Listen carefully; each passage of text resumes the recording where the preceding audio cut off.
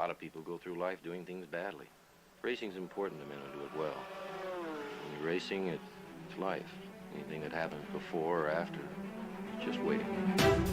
Matt Williams got a brilliant start from the third row of the grid. He's gone, he's hit him, he's straight off at the chase. Half-second lead, oh, with a sizzling car in the background. He has it, oh, he's round on the last lap. There's a massive accident. Next to the inside, what a move, what a move.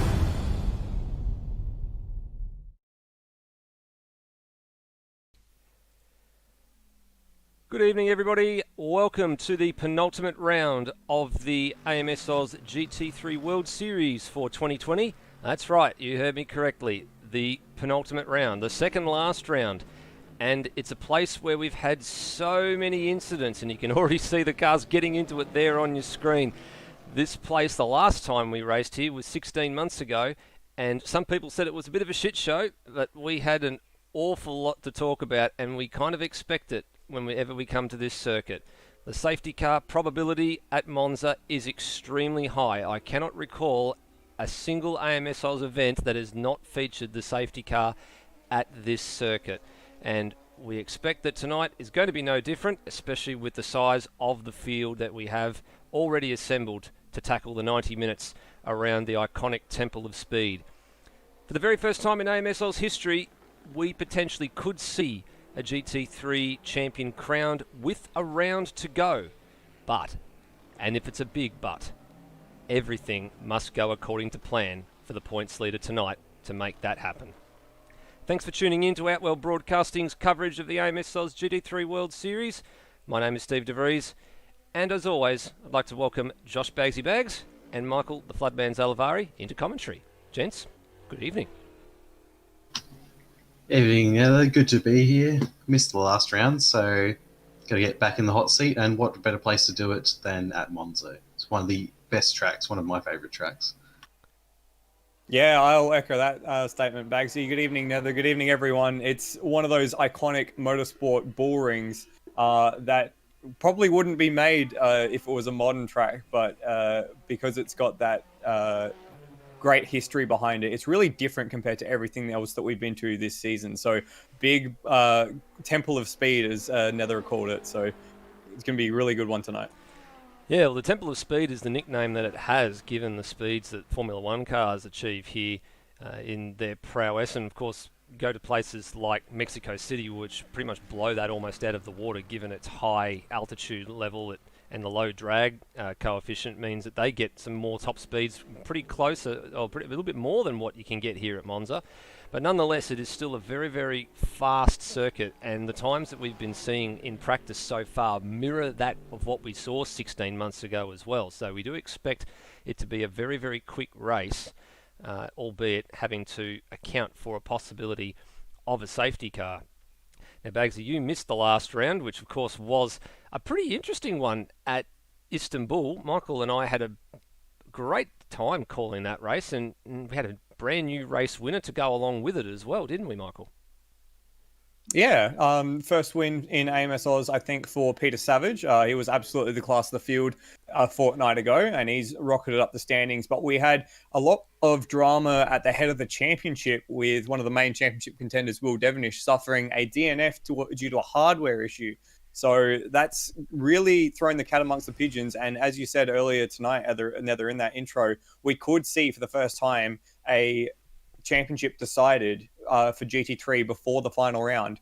So at the moment, Steve Bolger has I think that's a 43-point lead. Correct. For the lead of the championship. So it's 25 points for a win here tonight. So all Steve needs is a lead of points of 25 coming out of tonight's race for him to clinch his first AMS Oz championship ever, and that would be the GT3 World Series. So Will's going to be doing everything that he can to prevent that, and at the moment he is leading the timesheets for practice as well, but he is going to need a little bit of help. So he's going to need the likes of Foley, the likes of Xeris, the likes of Peter Savage to jump in and maybe fill out the rest of that top four to get a big enough points gap. But either way, it's going to be an enthralling evening looking at the championship picture. Yeah, you're spot on there. He actually needs a lot more help than that. Points in GT3 pay down to 15th place. So 1 point for the 15th place man. So what Will Devonish needs is 25 points for the win and a lot of help. He probably needs Steve Bolger to be a lap down at least and either be right on the 14th or 15th place at the bare minimum to have a 24-point gap going into the final round, so it would still be mathematically possible. But as you said, he really needs a huge amount of help tonight to make that happen. So Brenton Foley pretty much is out of the picture for honours for defending his GT3 title from last year, but he is still very much in the hunt for second place if Will Devonish has another bad night. Xeris and Brendan Ross are still fighting away in there as well, 4th and 5th overall, and Oz Robs is your Silver Cup leader at the moment. Pete Savage vaulted himself up the order with that win at Istanbul, and we're going to be re-evaluating his pace. He may very well fall into the gold class category, but we'll have I think he definitely would fall into the gold class category. Yeah, with that performance, you're absolutely right. I think so too, but that's yet to be evaluated. We'll see how he goes tonight. And if that's the case, if he does move on to the gold category, then Ozrob is comfortably your Silver Cup leader at the moment. Bagsy, we take a look at the team's points, and this is pretty much all but sewn up in favour of Gravel Shed Racing. All they've got to do is leave tonight with a 63-point advantage. At the moment, it's 80, and they will be the team's champions going into next round. Yeah, I think there would need to be divine intervention with all the Gravel Shed Racing cars spontaneously combusting, followed by a 1, 2, 3 for wedding crashes, which will be quite difficult considering there's only 2 of them in the field tonight. So a 1, 2 for them. And yeah, it's really essentially sewn up, but never say never. You never know what's going to happen. And while you just say Steve Bolger's definitely got this championship in his hands, but Will Devonish wasn't expecting to have DNF last week, so who knows? Yeah, completely unexpected that was. We got a bit more feedback on what exactly happened to Will Devonish after that all went down. It actually turns out that the buttons on his wheel completely crapped themselves. So that was not only pit selection, but it was gear selection.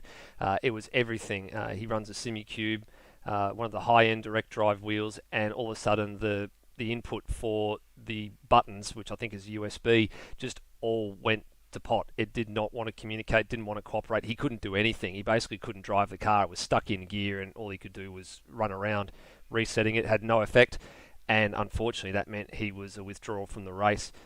You couldn't run around and just try and complete 75% of the laps, because he wouldn't have made 75% of the laps just tootling around in first or second gear or whatever gear the car happened to be stuck in. So it was a real disaster, and outside of the 5th place, that was his worst finish of the season up until Istanbul. He'd had a win, he'd had 4 other podiums. He was the only one that could really hold that candle to Steve Bolger, and he unfortunately dropped a huge amount of points through no fault of his own. Bagsy, we'll stay with you for this one actually. This is one of the very few circuits that you visited and been fortunate enough to do in your travels, and as you said, one of your favourite circuits. Talk us through it. It's such a beautiful track. We're in the middle of a park here, and in the middle of Monza, basically. It's a beautiful leafy area, and you just got these cars absolutely blasting through at high speeds. You've got the Parabolica, very famous corner, and every corner just flows into the next. Chicanes have gone under many variations over the years, but in the end, it's an almost 6-kilometer track, and you don't realize walking this track, the amount of elevation change doesn't seem like much from on board a car, but when you're walking it, you definitely notice it. And just the sheer distance of the track, but they lap it in such a short amount of time. The race lap record was set by Will Devonish in his Lamborghini, 1:47.4, and qualifying was Matt Williams, I believe, in his Mercedes-Benz. And yeah, it's just flat out all the way. So it's going to be very interesting to see who's able to just keep that concentration the whole time. And the biggest thing will be pit entry today. Pit entry is so difficult because you're coming off the Parabolica at high speed, and you really have to attack that line to save time, because the whole time you're in the pits, everyone else is at a ridiculous average speed compared to you. So any time you can save there is going to really help you throughout the race, especially when we're expecting 2 pit stops. And it's a very short pit lane as well, which is the one thing that a lot of people don't recognise. It might be a very short pit lane, but the amount of speed, as you said, Bagsy, everybody travelling on the main straight is well in excess of 250 k's an hour by the time you're getting to turn 1. Michael? Oh, definitely. And on top of that as well, Bagsy made the point of the average speed around this circuit. Just doing some quick maths here, the average speed for the track record, the qualifying record that you can see on that screen now, 146 for Matt Williams. That's an average speed of 196.2 kilometers per hour. So pretty unique in world motorsport, the high average speed of this track. And that's what makes Monza so special. Yeah, actually just watching the back end of practice here, just having a look at Brendan Ross in his Bentley getting up to 277 kilometres an hour before the braking zone for turn 1. So you're right, that high average speed this is one of those circuits that you just don't get in modern day racing anymore. It's the historic element that keeps Monza in the Formula 1 calendar.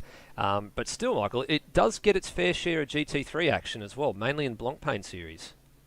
Yeah, so the series formerly known as Blancpain, the GT World Challenge Europe uses this as their opening round of their Endurance Cup. So a 3-hour race here has been the opening round for the past 6 seasons, I think, and has had some absolutely grandstand finishes. My favorite GT3 race here was the 2016 race, wherein a fresh from New Zealand, Shane Van Gisbergen, in I think it was his first or second factory drive for McLaren, managed to hold off a charging Maxi Book for the final stint to win the race there. So if you haven't seen that race, that's an absolute classic, and you can find that on YouTube for free. But not only does this track support GT3, it also supports the World Endurance Championship. It's been the opening round of the Intercontinental Le Mans Cup back in the day, and it hosts a round of the European Le Mans Series as well in the peak of summer. So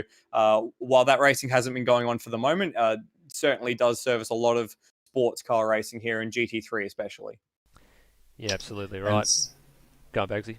Something that we'll probably discuss throughout the race, and it will almost certainly come up, is the aero problems you can have with this track. Because if you add a little bit too much wing, your front straight and just speed around here in general is going to really suffer. And while you might get good drive out the corners with your extra downforce and on the rear especially, you're gonna struggle on these straights, and people just pick you off. Yeah, it doesn't matter if you're able to catch people in the corners when they're just leaving you for dust in a straight line. And this track really is about straight lines. So it's all about shaving as much downforce off as you can while still being able to keep the car together through Parabolica, Curva Grande, and the Ascari chicane. Yeah. And on top of that as well, the wing angle directly affects your fuel mileage as well. So you've got to find that balance as well between top speed, fuel mileage, and downforce, because you can see on that graphic so much long straight here. And if you put too much rear wing on, not only are you going to be losing straight line speed, but you're also going to be losing fuel to push that car through the air. So we'll keep an eye on that, because a few people are saying that they might struggle to get to the end of this race on 2 stops. That's how tight it is on fuel. Well, it all depends on whether or not the safety car makes an appearance. We just saw on the graphic there, we're estimating, based on the previous lap pace that was on your bottom of the graphic with the lap records, which we're pretty much spot on, maybe about 0.2 of a second quicker in race trim. The quickest lap being Will Devenish's 47.391 in practice, so already a tenth and a little bit quicker than the lap record from race trim last time out. We're estimating we're going to get somewhere around 47 to 52 laps. It'll be a little bit less if the safety car comes out. Safety car actually means that the lap time around Monza goes to about 2 minutes 30, 2 minutes 40, just because you're tootling along behind this car that's doing 100 k's an hour, while everybody else, and pretty much got no opportunity to get any heat in those tyres. You'll see a lot of weaving going down these straights if the safety car does come out, just to try and maintain a little bit of temperature. But here we go. Qualifying is about to get underway, and I'm not surprised to see everybody sticking their nose out straight away. Look who's at the end of the pit lane. I believe that might be Xeris, who's at the end of the pit lane first. No, not quite. I think it might actually Brenton Foley it is. So that just goes to show, as we're cycling through our field to see where everybody is, it's Foley from Xeris getting out. And have a look at this line of traffic that's making its way onto the circuit. This is quite phenomenal. We don't usually see this many people come out this early. This is an absolute mad rush to get out and set a lap time early. And honestly, probably just getting a couple laps in, burning some fuel down. And even if you have a few laps old tyres, you're probably going to set your best lap on your third or fourth lap. So you really want to just get out there and get going and try and get some space. As just seeing Aaron Thomas going a bit slowly, letting Liam Mitch past his teammate. That's a very important point, Bags, because the tyres don't really go off here. I was thinking if I was running this race, maybe trying to do a one or two stops without changing the tyres, maybe only one stop without changing the tyres to try and save a little bit of time. But you can really run those tyres quite a few laps before they start to suffer. So don't be surprised to see a few people maybe doing 3 or 4 lap runs on qualifying to try and really turn their mind in, tune in to get that lap time. Yeah, I think the lap times will probably start to come on about the 3rd or 4th best lap of a run. I was just having to think about this before qualifying got underway, whether or not you might want to just change maybe the working side tyres on the car when you come in for your pit stops in the race, as we see a number of drivers already getting themselves warmed up on those tyres, trying to get as much heat in them as possible. There's not very many long loaded corners aside from ones like Parabolica, Curva Grande, where you get all your loading goes through those left-hand side tyres. Ascari's a little bit of everything, but aside from that, there really isn't a lot of corners where you can... Oh, Xeris is off in the background. As there's not very many corners where you can continually keep a heat cycle into these tyres. You've got to really get them up to temperature and get them up to temperature fast. Yeah, and especially that right front is very much a passenger here. So when I was running laps earlier tonight, I was finding that you struggle to keep temperature in the right front tyre. It drops very aggressively compared to the rest of the car. So it wouldn't surprise me to learn that a few of these drivers maybe are running asymmetrical setups with a different setup on the right-hand side of the car to try and keep temperature and keep pressure in that right-hand tyre. Yeah, common thing that we've seen in a number of series. Foley backs it into the Della Rogers chicane. We quite see this a lot in series like TCR here in AMS Oz, where you might need to run an asymmetrical setup to try and keep some heat in the other side of the car. I'm just noticing a few frame stutters here. That's not an issue with our game here, everybody. That is just a few people that have arriving late into the server for qualifying. At least 3 people I've noted have either arrived because they've dropped out or they've come back in. I think Will Devenish might have been one of those people that came in late, having exited practice a few minutes before it finished and then getting back in. We're keeping an eye on Foley, of course, carrying the number 1, the defending champion from last season's GT3 race, which he won at which he won at Monza. Which he won at Adelaide. Oh, I'm getting myself confused already. Of course, going to relinquish number 1 to either Will Devenish or Steve Bolger at the conclusion of this series, which concludes in 2 weeks' time at Watkins Glen with our final 2-hour race.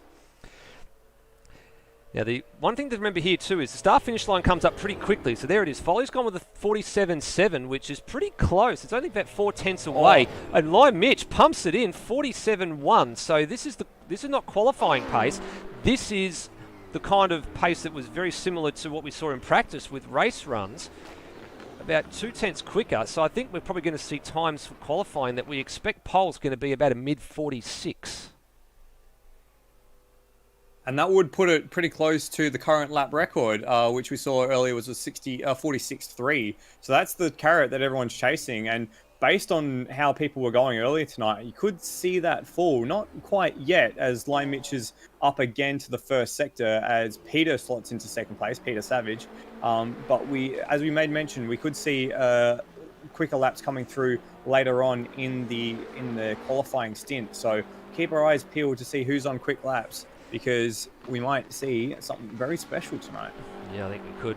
Bagsy, what are you seeing out there at the moment?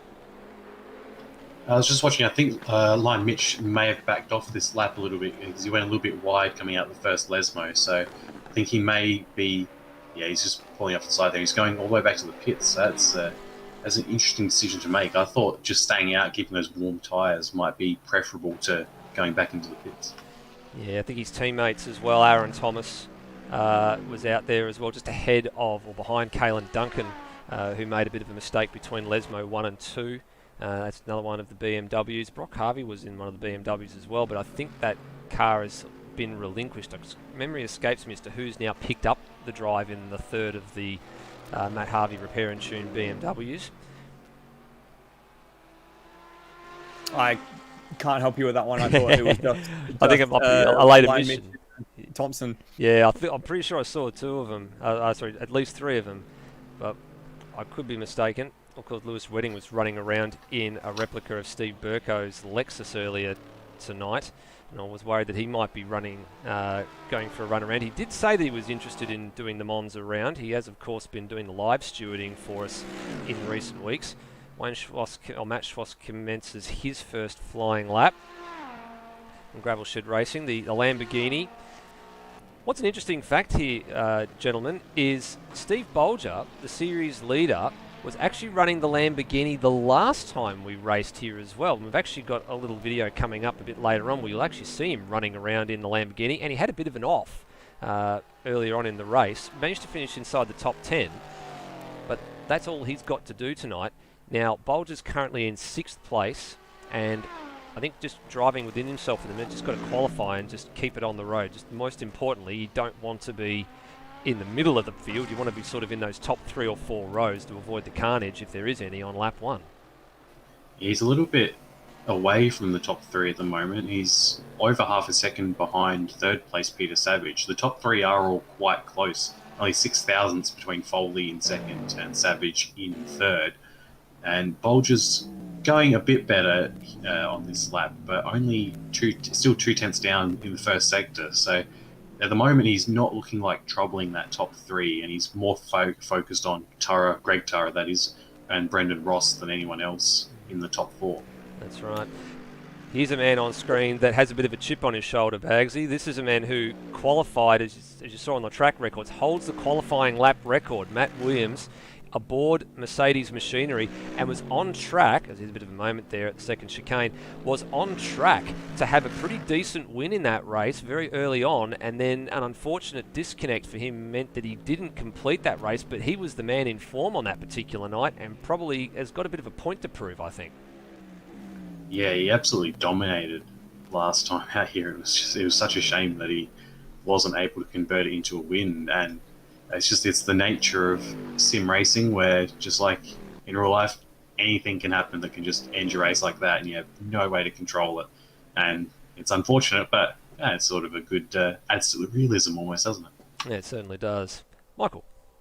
I'm going to draw our attention to Peter Savage. He's just come through the Ascari chicane on what is a very quick lap. 4 tenths up on his PB to the 2nd sector mark. 2 tenths up on the overall best as he comes through the Parabolica to set what will be his 5th lap of the evening. Purple middle sector on this lap. He's just going to come up to the line now, and he sets a 46.6 to go Very 4 nice. tenths clear at the top of the field. I think that is the first 46 of this qualifying session, and only 3 tenths away from the qualifying lap record for Peter Savage. Correct, and it's the quickest time that we have seen through all the practice servers that have been up during the last couple of days as well. He surpasses Lime Mitch's 46.8, which even the 46.8 in the BMW is an extremely impressive time. Still, as you said, 3 and a bit tenths away from the qualifying lap record, which, as Lime Mitch has not yet improved. How's he tracking? He's just starting this next lap. A big shout I'm going to draw Go our on. attention, to Steve Bolger, who's gone through the first sector. Do we just both think the same thing? I think so. I think he may have had a bit of a moment in the second chicane, though. It's going to cost him, and second sector, he is now down 4 tenths. Still up on his personal best, though, so he can gain a couple of positions here. But going into the Della Roggia chicane, he took a bit too much curb, and that cost him a lot of his momentum. But it was a mighty first sector, so if he can string a whole lap together, he's definitely got a chance now. Okay, and I think he might be having a few lag issues as well, as we see Foley warming his tyres up in the background for another crack. While Steve Bolger comes to the line, and he was up on his PB, what does he set? Has he set an improved time? He does, but not by very much, and doesn't move up the order very much either. Gentlemen, I'm going to draw your attention to some information from our live steward, Lewis Wedding. He's advised us in the live chat here, and a big hello to everybody watching along in the live chat. Legends at Lunch, Nathan Higginson, Kristen W, and Brian Walsh, all you guys. Great to see you supporting the stream. Good to see we've got some healthy numbers watching tonight as well. Lewis Wedding has informed us that due to technical issues and rejoining outside the 1 minute brackets, that'll be the 1 minute to go bracket in practice, Hans Brunswick and Will Devonish, so they're the two drivers of the Wedding Crashers Motorsport Lamborghinis, are not going to be eligible to set a time. So they're going to be starting plumb last and second to plumb last in a field of 24 cars. I was wondering why Will Devonish was staying in the pits, and there's the answer, which is an absolute early dagger to the heart of his campaign, and will be joyous words to the ears of Steve Bolger when he finishes up his laps and sees Will Devonish down in last place. Not only that, it's a huge free kick to the Gravel Shed Racing team. That means that all they've got to do is pretty much stay at the pointy end of the field, and they're going to have enough points on the table to take both the teams and the drivers' titles tonight if things stay the way they are. Well, Foley very wide at the first part of Ascari. Skates it across the gravel trap, and a bit shaky as he comes off of the last part of it. Gravel Shed Racing only needed one or two things to go right for them to be able to win the Constructors' Championship, and everything's going right for them so far, so looks like they're going to have a nice celebratory, maybe some champagne in the car, sip that as they run around. Yeah, it's all gumming up Gravel Shed at the moment for them in the early stages of the 90 minutes of Monza. Foley's not going to improve this time around. In actual fact, he's been given a track violation, so he's definitely going to have to go again. Your top three: Pete Savage, Limich, Brenton Foley, then back to Steve Bolger. Greg Turra. Greg Turra's done pretty well to get the Porsche up to 5th place. Now, the Porsche is one of the cars, one of 4 cars, that has had some BOP adjustments over the last 2 weeks. It's the only one that's actually received a tyre change. We did a bit of testing, and turned out that the tyre model that this particular car had was basically being destroyed after 5 laps. So it's been given a slightly different tyre model to improve its longevity and its overall performance in a race stint, and it seems to be doing pretty well. The other cars to receive BOP adjustments are the Lexus, which is Steve Burko's car, the Ferrari 488, which you'll see in the hands of Wayne Spencer, and John McDonald as well. Yep, and also the Aston Martin, so that's Termo and Rody.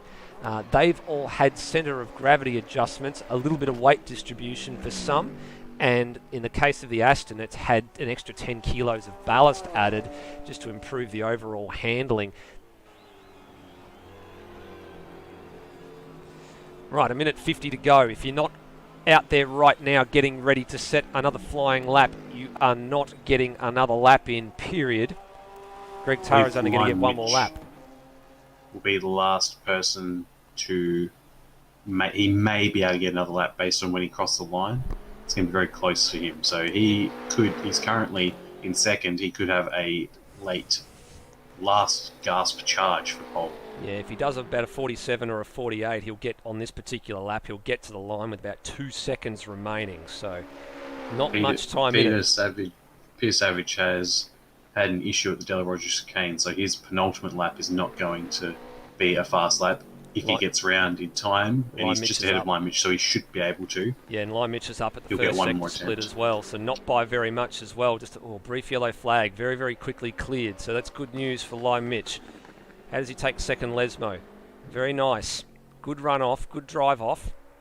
As we said, he had the quickest practice time throughout the week until that was surpassed by Peter Savage's time. Brenton Foley just leapt up the order. So too did Xeris. They leapt up very quickly. I just saw that happen on the left of shot. So Foley's just gone. Foley has leapt up, and then there's Xeris having crossed the line. So he gets another lap. Limich is down the second sector split, though. Michael's obviously... 4 thousandths of a second... Sorry, no, the 4 thousandths of a second between Foley and Xeris for third place.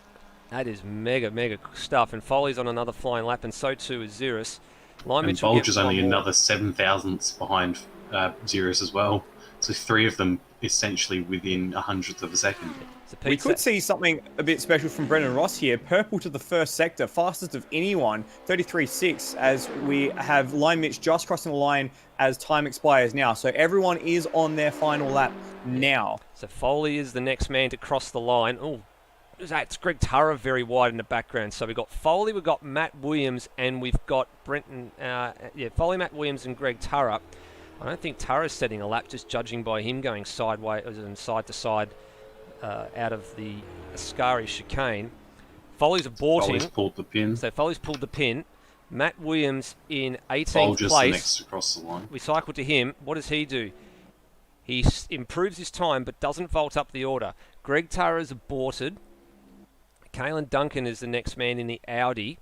How is he tracking? Folger's got second. All right, so Bolger is currently second, and I'm not sure if Kalen Duncan is staying on a fast lap here or if he's going to abort. And the answer to that is he aborts. So the next man we were interested in is Xeris. So here he is coming to the line, just cut away from the shot for a second, and he goes and stays fifth, just misses out on improving his time. And then we've got 13th place man, Termo. Oh, Termo's had a moment at the final corner.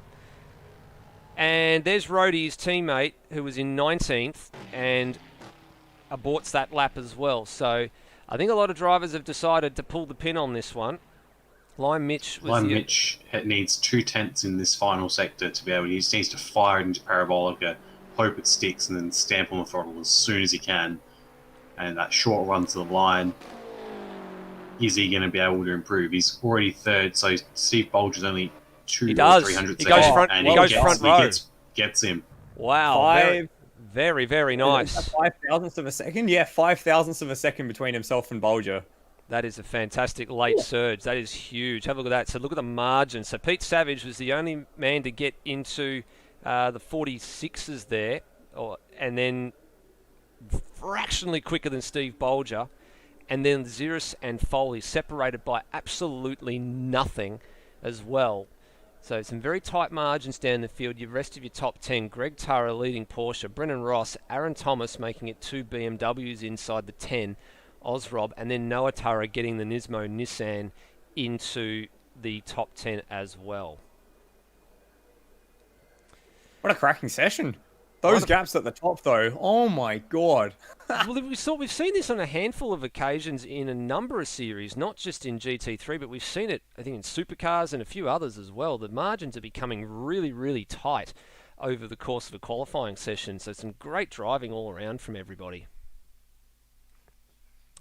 Well, the big story, just to reiterate, Will Devonish not able to set a lap, so he will be starting from the tail of the field due to a toe glitch error.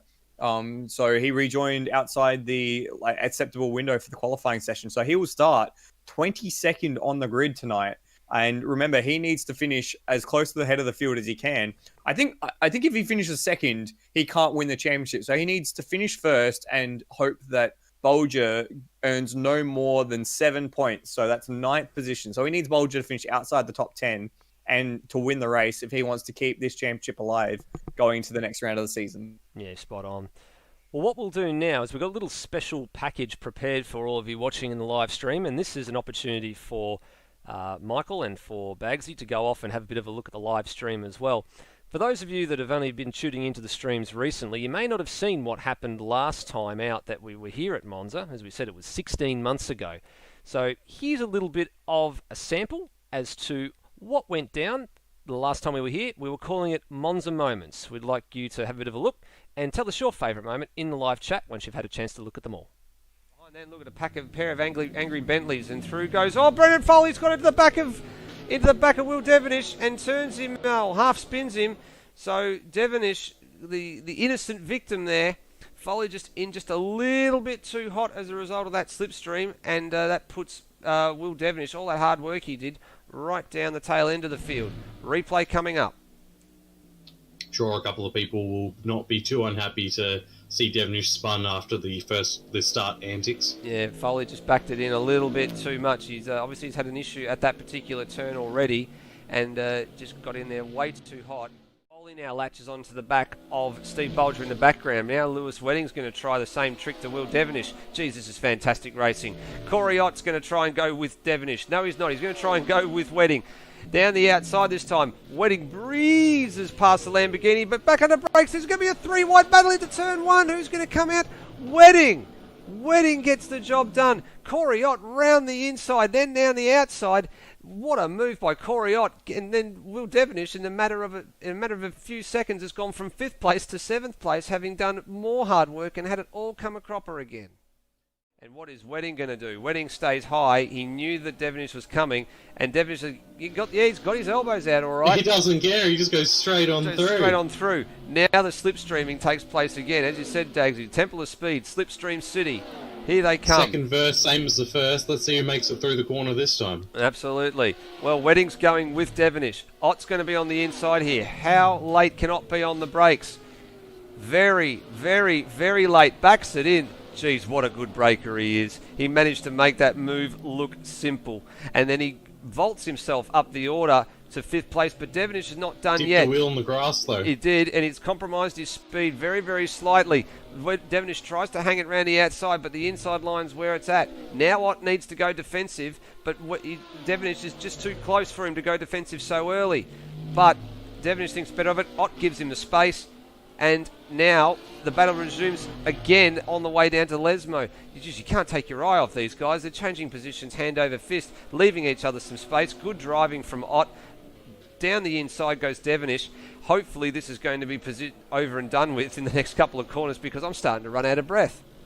Oh, around the back. Then we've got around the back. Bolger goes in the background. Bolger around the back. I think while Devonish won the battle, I think Ott might win the war. He's just so much look at this. It's grass and everything. Get past. Wedding's on the We've grass got 4 as well. cars going to Ascari. Who's going to come out? Ott's on the inside, despite getting on the grass before. A little bit of a nudge from Devonish, but Ott has made the place again. I don't know how he's managing to do this, but this battle is over 5th place. At the front, people are just galloping away. Nangle's 13 seconds ahead of this. 2 by 2 they go, like they're going onto Noah's Ark, but they're heading down to Parabolica instead. Ott has the high ground on the inside here, and it looks like behind them, Foley's going to try to go around the outside of Wedding. Then had a shorter fill for their second and final stop, should that be what pans out. As Corey Ott very, very wide off of Lesmo number 2, and he is into the wall. He's lost a bonnet, and we saw that happening in the background just as we were watching Will Devonish, and major, major damage on that Audi. Let's have a look on the replay. Looks like he had a bit of it was a touch wide through Lesmo 1, Lesmo 2. Took the same amount of curb, but just way too much speed, and then the gravel trap just bounced him straight into the wall. Good reaction by Lewis Wedding there as well to get through unscathed as well. But so it's into Ascari by the look of it, and so he's gone a bit deep, and then got on the marbles, and had a massive tank slapper on, and yep, that will be the cause of the safety car. He was parked there just as Noah Tara came along, so actually got a nice dint in that a lot of people side are door. still looking like they're racing it. He can go whenever he wants. Wedding, look at him right underneath the wing, and Snow goes. No, he doesn't go. Waiting. He's waiting for that line. Waiting. He's holding speed. Oh, and Wedding's giving him a shove. Wedding's giving him a shove. What on earth was that for? Snow is... I don't know. And there's more push and shove. Brock Harvey's into people here. It's a massive calamity going on. My, oh my. What on earth has happened here? And we've got another safety car. So... unsurprising, but what was... I didn't think that's probably a good idea to be doing. You probably want to be right up with these guys to take advantage. But what's going to happen? Nangle, Foley, Dixon, Ross, Wedding. Maybe Harvey's in this too. Here we go. Nangle hits the gas. Foley goes with him. Dixon was a bit too far back, but Brendan Ross has got Lewis Wedding for company. Foley looks to the outside, and Nangle has to go a little bit on defensive side.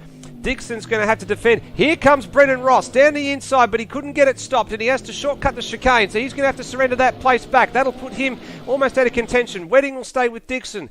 Foley will stay with Nangle. Here they come, round Curva Grande for the final time. Is Foley going to make a banzai move into the second chicane? I think he might. Nangle thinks he might because he's covering the inside. He certainly is covering the inside, and at the moment he holds station. So we're about to go through the first sector. One down, 2 sectors to go. Foley still in hot pursuit of the SLS. Dixon holding down third. Wedding still giving it what for. Brennan Ross probably a bit too far back to challenge. And these are the third from third on back. They're going to rely on a mistake from the leading pair. So back to the leading pair we go. Nangle with a little wiggle. Slight twitch. This is going to give Foley the ascendancy here into Ascari. He had a little wiggle out of the second Lesmo, and that's put Foley right on the back. They're touching, they're bump drafting, they're really, really, really close. Foley's going to have to hang it around the outside here. Nangle goes real defensive and gives him another little tap, a little bit more Morse code.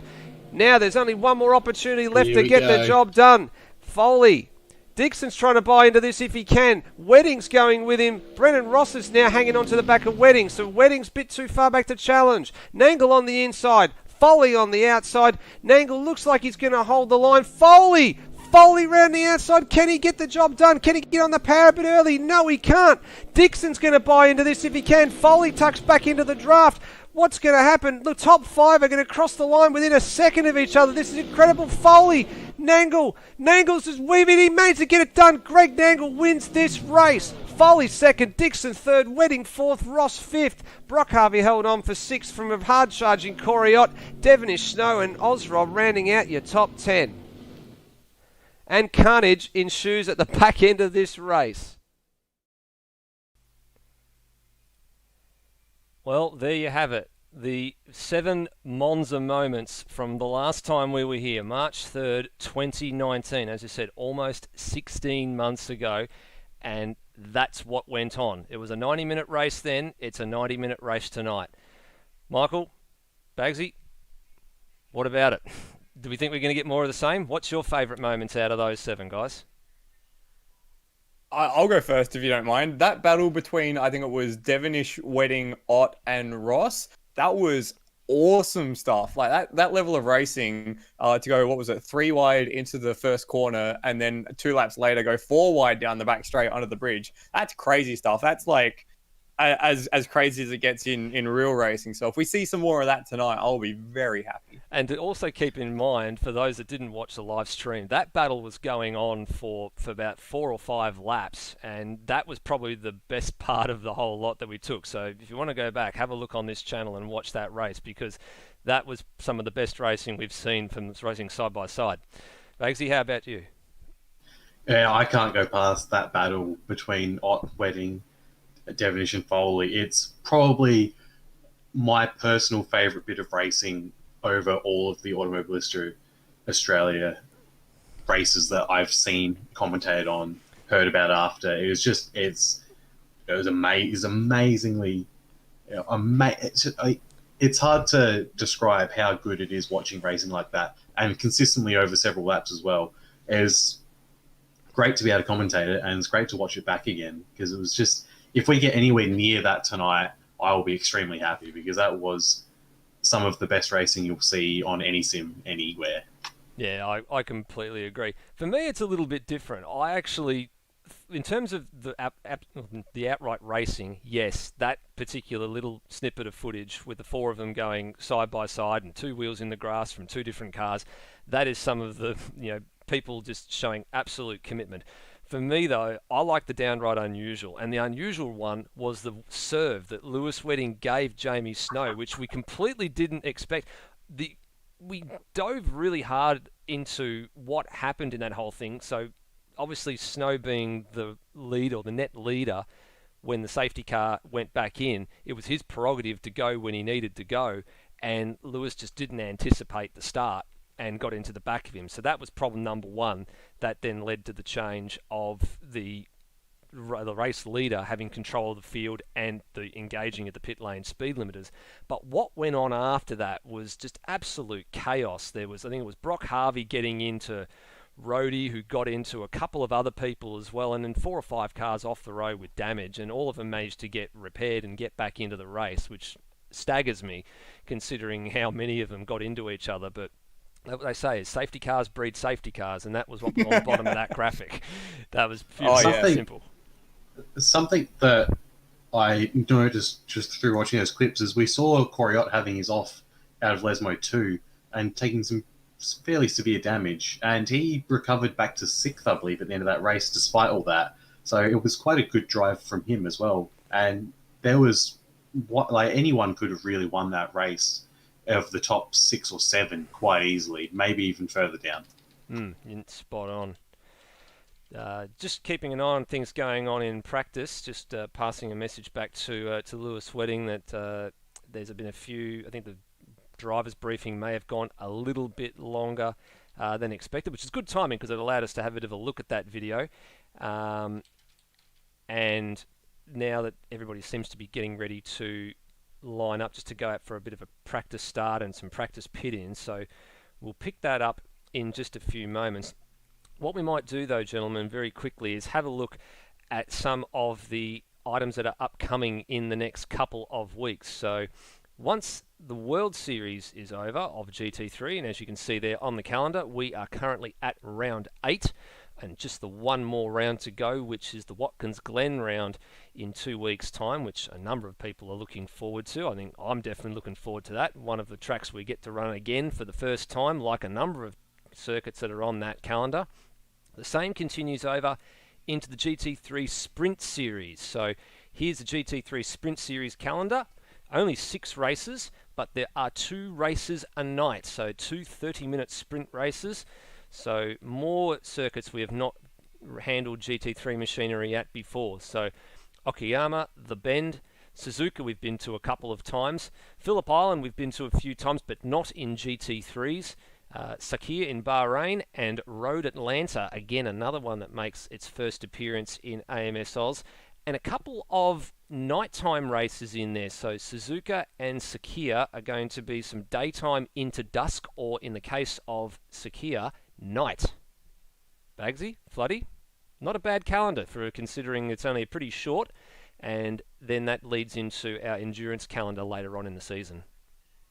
Yeah, that's a really cool calendar. A great variety of circuits there, and all stuff that has GT3 or at least sports car heritage as well. So for me, the Bend, of course, being my local track nowadays, I'm really excited to see that get its first run in AMS Oz.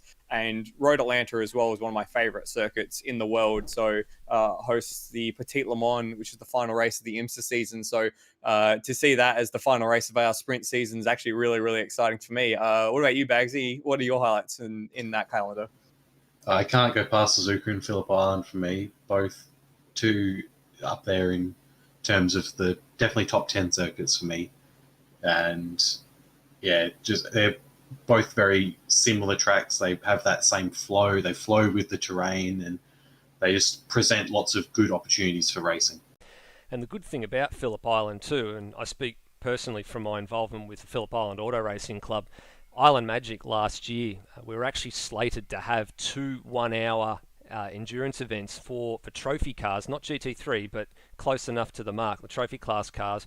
The Saturday race was actually marred by a massive accident for Brad Schumacher and ended up having to be red flagged. But the racing on the Sunday was fantastic. In actual fact, went down to the last couple of laps, Dean Canto hunting down the lead car, and actual fact had to give it up because a tyre delaminated. So it was setting up for a really grandstand finish, and then all of a sudden you see this Audi sitting on the side of the road with a delaminated tyre. He just couldn't continue anymore. So it does have a little bit of GT3 heritage in this country, and it was scheduled to host a round of the Australian GT Championship earlier this year, which they pulled out before the COVID crisis hit, and well, now I'm not sure what's going to happen with it. So that is definitely going to be my favourite. I'm a bit impartial to Phillip Island, but that's definitely going to be the one I look forward to as well. And as you said, Michael, the Bend Motorsport Park, we have run that for the very first time this year in AMS Oz. It hosted a round of the TCR Oz Championship.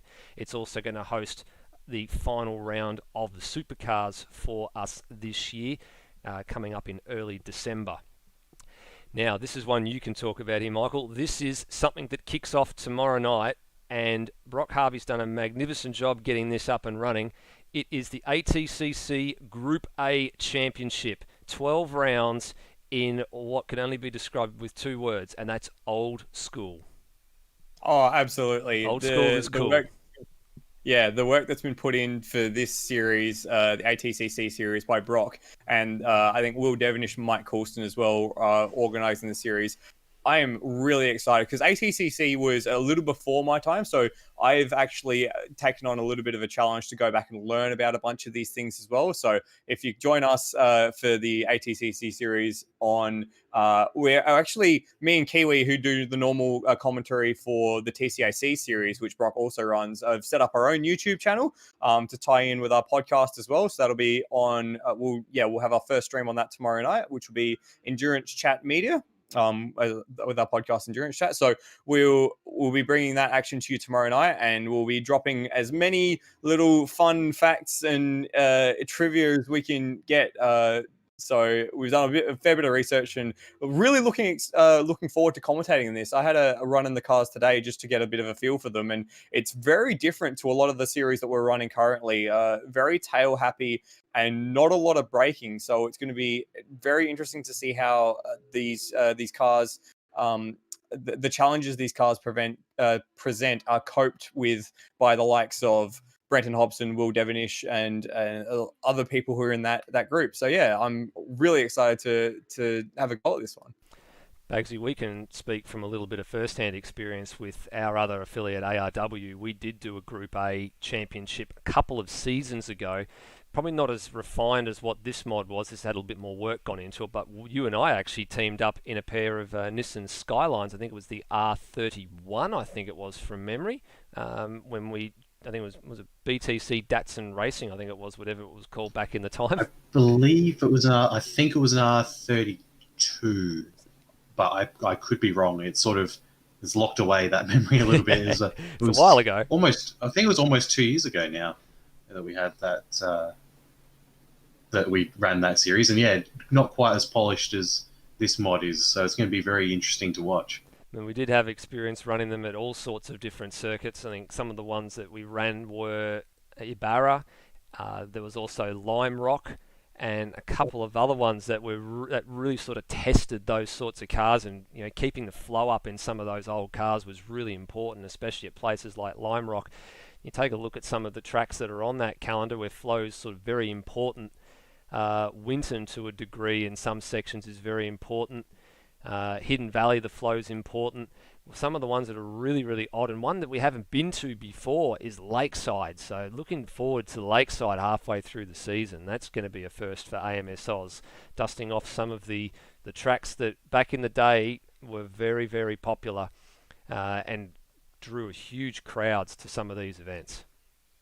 Yeah, I've never actually seen a race at Lakeside, so I actually had to go back and do a little bit of research and found, I think it was like the first V8 Supercars round, where I think there was just all the classic names. I think it was 92 or 93 where Dick Johnson won in a what was it? It would have been a Ford Falcon. I think it was like the EF or something mental. But just the level of crowd at that sort of circuit, it's just an absolute bullring as well. So I think these cars, the ATCC cars, around a track like that is just going to be mega. So yeah, I'm super excited. Always excited to commentate the fun stuff that goes on around here. And yeah, as people have been mentioning in the chat, Nathan Higginson as well. Brock's done a massive job with this mod, and it feels really, really good to drive, and I think it's going to be a super series to watch.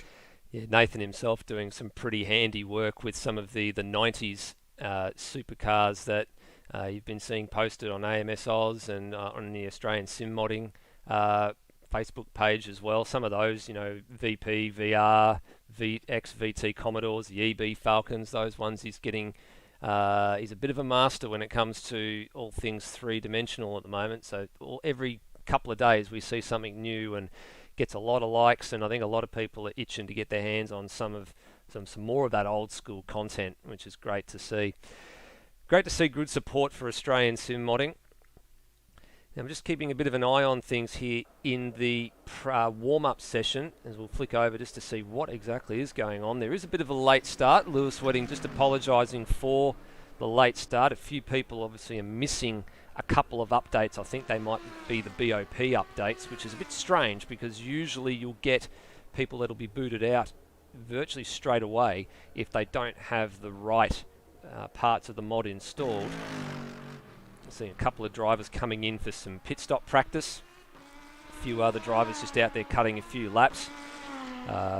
Looking at the top of the practice time or the warm-up timesheets at the moment, you've got Zirus, you've got Noah Turra, and you've got Heath Dixon in his Porsche. Now, Bagsy, Heath, or Goofball Antics as we know him, he was third here in that calamitous race that we just saw the Monza moments from not too long ago. So he sort of kept his nose clean in all of that. You reckon he can do something similar tonight? He's starting a bit further down the order than we expect, but if chaos starts to reign, do we start to see some of these guys we don't expect to be toward the pointy end of the field starting to come forward? I think if we even have half the amount of drama that we had the last time we were here, then there's every chance that anyone from the top 10 could sneak a win here.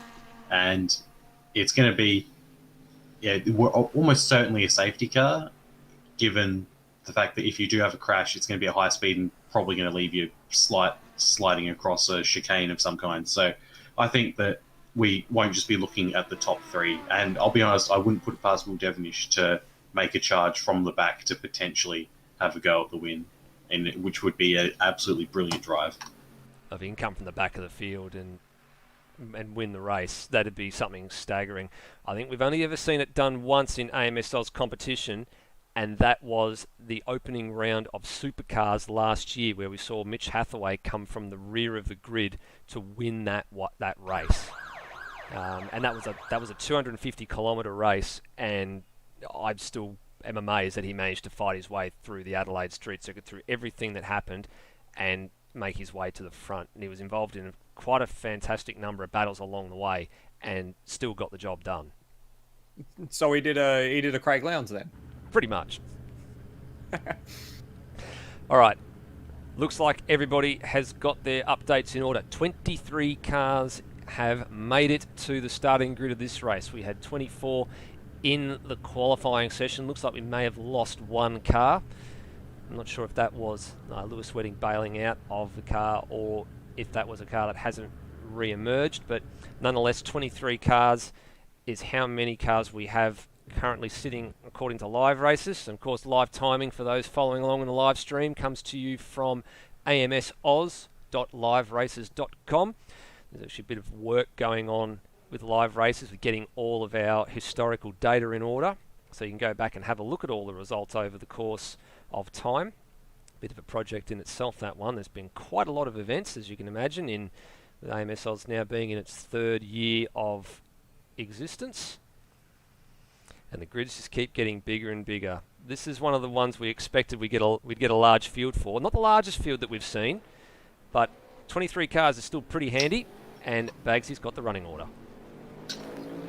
Thank you, Nether. First up, Peter Savage, who savaged the field in qualifying, 4/10 ahead of the nearest person in Lime Mitch, and he will be the one to beat today. Lime Mitch with a very, very good qualifying run at last gasp 2nd place. He's going to share the front row with Peter. Steve Bolger is the one who is going to most likely be the champion at the end of this race, unless Will Devonish can have a really good run and Bolger has a really bad run. Not quite the champion-elect, but almost there. And the person he will most likely replace, Brenton Foley, can't win the championship anymore. 2 more races left with that number 1. He starts from 4th. Zirus in 5th place in the Mercedes. He'll be looking to do some stuff from the 3rd row. And alongside him will be Greg Turra for Lone Cub Racing. Brendan Ross in the Bentley starts in 7th, followed by Aaron Thomas and Ozrob for Gravel Shed Racing. Noah Turra in 10th place. He's currently 2nd in the Turra Battle. Wayne Spencer in his Ferrari will start from 11th, alongside Luke Joyner for Wedding Crashers Motorsport. Termo in his Aston. We talked about some of the balance of power things that happened with that. Extra 10 kilos, I believe. Matt Schwass in 14th. Steve Burko in his Lexus in 15th. Wayne Whitmore in the sister Bentley is starting from 16th. Keelan Duncan in the Guest WRT team is driving the car that actually looks a lot like Corey Ott, so hopefully he can have an exciting race as Corey Ott had last time out here. Matt Williams starts from 18th. He'll be looking for a good run from the back and hope to replicate his form from last time. Rhodey starts from 19th with John McDonald next to him. Heath Dixon way back down in 21st, and rounding out the field, 2 Wedding Crasher Motorsports cars, Hans Brunswick and Will Devenish, a long way out of the position we normally expect him to be in. Will Devenish, with it all to do tonight, you bet we'll be following him and seeing if he can make his way up through the field. Michael, closing thoughts before we go to green? Just a quick update on the championship picture. 25 points for a win, 43-point gap. Bolger needs to finish 9th to take the 7 points required to close out the championship. If Will finishes 2nd, Bolger only has to finish 14th. So they're the numbers that you need to keep an eye on. Keep an eye on that with interest throughout the night. HSV Camaro safety car is in. The 90 minutes have started, but the green flag does not drop until the race leader gets to the control line, which is coming up right now. And in actual fact, I think they've been told they have to wait till the end of the grid by the looks of things to go live. So Pete Savage has control of his field. The animals have lined up 2 by 2, and in 5, 4, 3, 2, 1, we are green for the 90 minutes of Monza, and a Mercedes and the BMW head the field into turn 1. Already Brenton Foley looking to make a move on Steve Bolger down the inside into turn 1, thinks better of it and pulls out. The pole sitter will hold station through turn 1. All looks pretty good so far. Lime Mitch with a little bit of lights it up on the exit of turn 1. Loses a little bit of ground to Pete Savage, but they're all through turn 1, 2 cleanly so far. Yeah, Lime Mitch is going to be under attack immediately from Steve Bolger, though. Spinning up those tyres is really costing him. Is Bolger going to dive for the inside into the Della Roger chicane? He's deciding that maybe the first lap is not the best time to be making big, bold moves. He waits and lurks behind Lime Mitch as they come through Lesmos for the first time, as Noah Tara has a bit of trouble with the Della Roger chicane. Yeah, he climbed the curb there on the second part of the chicane, got it up on 2 wheels for a little bit. Still down he's gone down to 11th place. Couple of drivers just kicking up a little bit of dust on the exit of the second Lesmo. Wayne Spencer very wide in the Ferrari. Kicking up a lot of dust in that respect. And now Lime Mitch has actually got eyes on the lead of the race here, looking out into the Ascari chicane, and he's got the move done. Now, can he hold it in? Gets it all the way over the curb. Peter's looking back on the inside, but Lime Mitch in the BMW to the head of the field. Very, very nice move very early on. The bad part about that for Pete Savage that he had to move to the right to take his line for the next corner. So Pete Savage is going to get absolutely freight trained into parabolic here. He's got Bolger on the inside, and Foley's going to get up his inside as well if he's able to. I'm not sure if there's a little bit of a touch there as well, Bagsy, but Pete Savage has been muscled out here. Foley's going to buy into this. Xeris is going to buy into this. So you're absolutely right. He's going to get freight trained. Here goes Foley. Here goes Xeris. Here goes Steve Bolger on the race leader. And behind, they're going 3 wide as well. But this is what we're going to look at. The top 5 are 2 by 2. And then we've got Noah Tara. And there's a bit of a touchback between Aaron Thomas and Greg Tara, But in the end, though, Bolger's got through in first. Lime Mitch is second. Peter and Xeris are still side by side. They have been locked at the hip for the last part of the lap. And now this part, Xeris is going to duck back in behind as they come through Curva Grande.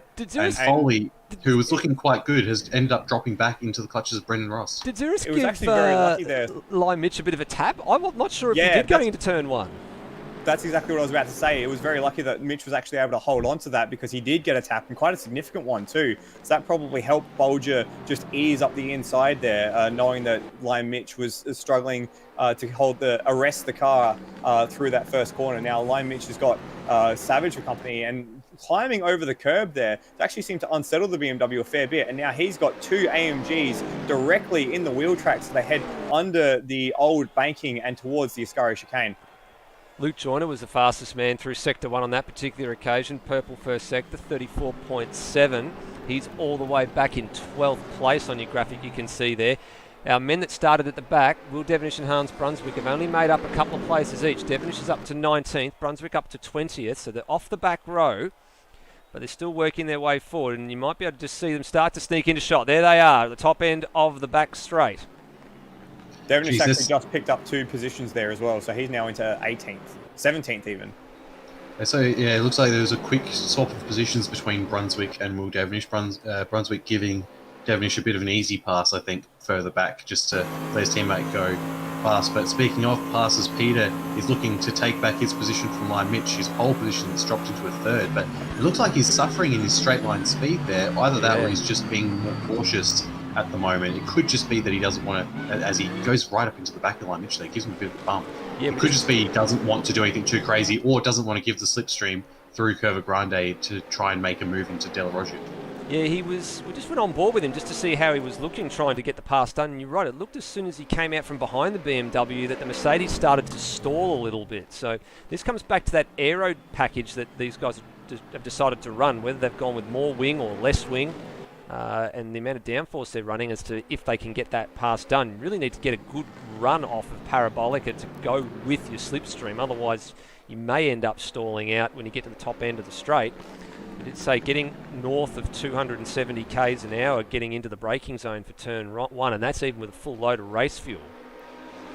And remember, the BMW is one of the strongest in the straight line as well. So while Line Mitch is looking pretty vulnerable out of the corners, he does have that BMW power to just punch that hole through the air and maintain that position over the two AMGs behind him. So we're only 3 laps in, and Will Devonish, despite having passed 5 cars, is already 13 seconds behind the race leader, Steve Bolger, who's just weaving back and forth, bringing everyone this ribbon down the straight as Brendan Ross goes past Foley quite easily. And that was a mistake from Foley at the top end of the straight. So if we go and have a look at this on the replay, you'll see it as he comes out of the chicane here. So here we are from a very, very unique perspective in the bonnet cam. Just watch this third part of the chicane. So takes it normally, but then just gets out of control there a little bit. Gets across the gravel, had to get out of it, and then the next thing we saw is Brendan Ross was going past him on the straight, and there he goes. Xerius had a bit of a look at Peter Savage going down. Oh, Foley's gone off. Sorry, guys. Foley's gone off at the first turn, so he's out-braked himself. Just while we were looking at the replay there, he has to feed back on behind Brendan Ross, so he maintains the position that he came off at. He was very briefly second for a minute as per the timing. What on earth happened to Foley there? This is probably, again, just trying to affect the pass. Whoa. Let's go on board. Did he miss his braking spot? 200 board. Oh, it's almost like the car had a box. Oh, and he very nearly hit the back of Brendan Ross as well. Wow, that was very, very lucky. The car just sounded like it had a box full of neutrals for a minute. Just did not want to stop. That sounds like a rear lockup then if it drops the engine out like that. So very lucky that he didn't plow not only into the rear of Brendan Ross but also into the wall there. So you can see, because sometimes if you're braking like that and the rear locks up, it can actually spear you off sideways. So very lucky for Foley that he managed to avoid that, and all he lost was a little bit of time. I think Peter Savage has gone for a higher downforce setup, because I was just watching Xerius quite easily ease past him on the front straight in the previous lap. But then when it came to the braking zone, Peter had much more confidence on the brakes and was just able to drive that car in a lot better. And he's still able to keep up with Line Mitch, so I'm not sure exactly where he's gone with this, but it seems like his top speed isn't there compared to some of the others. And Xerius just set the fastest lap of the race the last time around as well with a 48.801, fractionally quicker than Steve Bolger's 48.820, as Pete Savage now sets the quickest lap at 48.3, so the benchmark gets lowered by a half a second there, but here we go. Look at Line Mitch now. He's monstered Bolger down the main straight, and he's going to dive into turn 1 in the lead quite comfortably. Now, that's actually opened up the door a bit further back for Xerius to have a look at Peter, but he can't get it done. And so now it's the BMW of Line Mitch to the head of the field. I think something might be a bit off with Bolger there, because he lost something like half a second in the last sector of last lap, so it's not all breezy for Bolger. But in saying that, he's having a peek at the inside of Line Mitch to go into the second chicane, but can't seem to get it done. So I'm not sure if he maybe missed a gear or missed his throttle point. But yeah, half a second slower in the last sector, last lap around, and almost immediately passed for the lead. I reckon he might have had a bad drive off of Parabolica. It could just be something as simple as it's a lot easier to follow someone than it is to lead around here, and there's all the pressure that comes with it, all the pressure that we have thinking that he just needs a good result here to win the whole championship. As they are so close, you could not fit anything between them. Here goes Savage. Peter pulls out to defend. The Savage actually made Sorry a to position. pass. Yeah, Savage made a position there, so got a good run off of the second Lesmo. He's looking like he's going to have another go here into Parabolica as well. He's suddenly got a massive run going. I don't know what I was saying about top speed because he's apparently found it again. Here he goes again. He's looking for a move on the race leader, but no, pulls out of it. Oh, and backs right out of it. That's going to be... Oh, that bottles up Xeris and Bolger ahead of him as well going into Parabolica, because that was a bit awkward. Now Bolger's wide and Xeris is going to pounce down the inside of Parabolica. Has he got the drive or does he need to slot back in here? He's side by side. I'm not sure if he's going to have enough high ground. No, he's going to have to slot back in, so couldn't make the most of that. I was about to say Brendan Ross is starting to close in on this pair a little bit, or this group, as they all start to battle. Foley's fallen back into the clutches of the second BMW belonging to Aaron Thomas as Pete Savage goes to the lead. This has been crazy these last year. We've had a change for the lead every lap for the last 3 laps. And I think 4 out of the 6 so far have had lead changes. There's just the momentum seems to be going back and forth between all of these guys so much. And I'm not sure what it is that's doing it because maybe they're just, as Bolger gets absolutely reamed by Xeris there. And it's just, it seems like maybe people are just overheating their tyres slightly and that's causing them to lose a bunch of time as Brendan Ross really hangs out. Aaron Thomas across the chicane. De La Rocha chicane. Yep, he certainly He'll probably did. have to give that position back to Foley. I'm not sure if he actually passed him in that position or if he was already through. Well, here we go. It was actually ahead of him coming out of the first chicane, so he's maintained that position. But the question is, has he gained an advantage by doing so? So let's have a look on the replay as he comes down to the chicane. Probably just a bit of an out-braking manoeuvre. Looked like he braked at the right spot. Just the back end got away from him a little bit. And well, he's come out of that, pretty much stayed ahead of Foley, pretty much where he was. So I don't think that'll be frowned upon too much by Foley. There's a couple of battles that started to break into 2x2. So Thomas and Foley. Then you've got Turra and and Ozrob. And then this battle started to unfold as well. That Wayne Spencer holding off Noah Turra. And then the first of the Wedding Crashers Motorsport cars in Luke Joyner.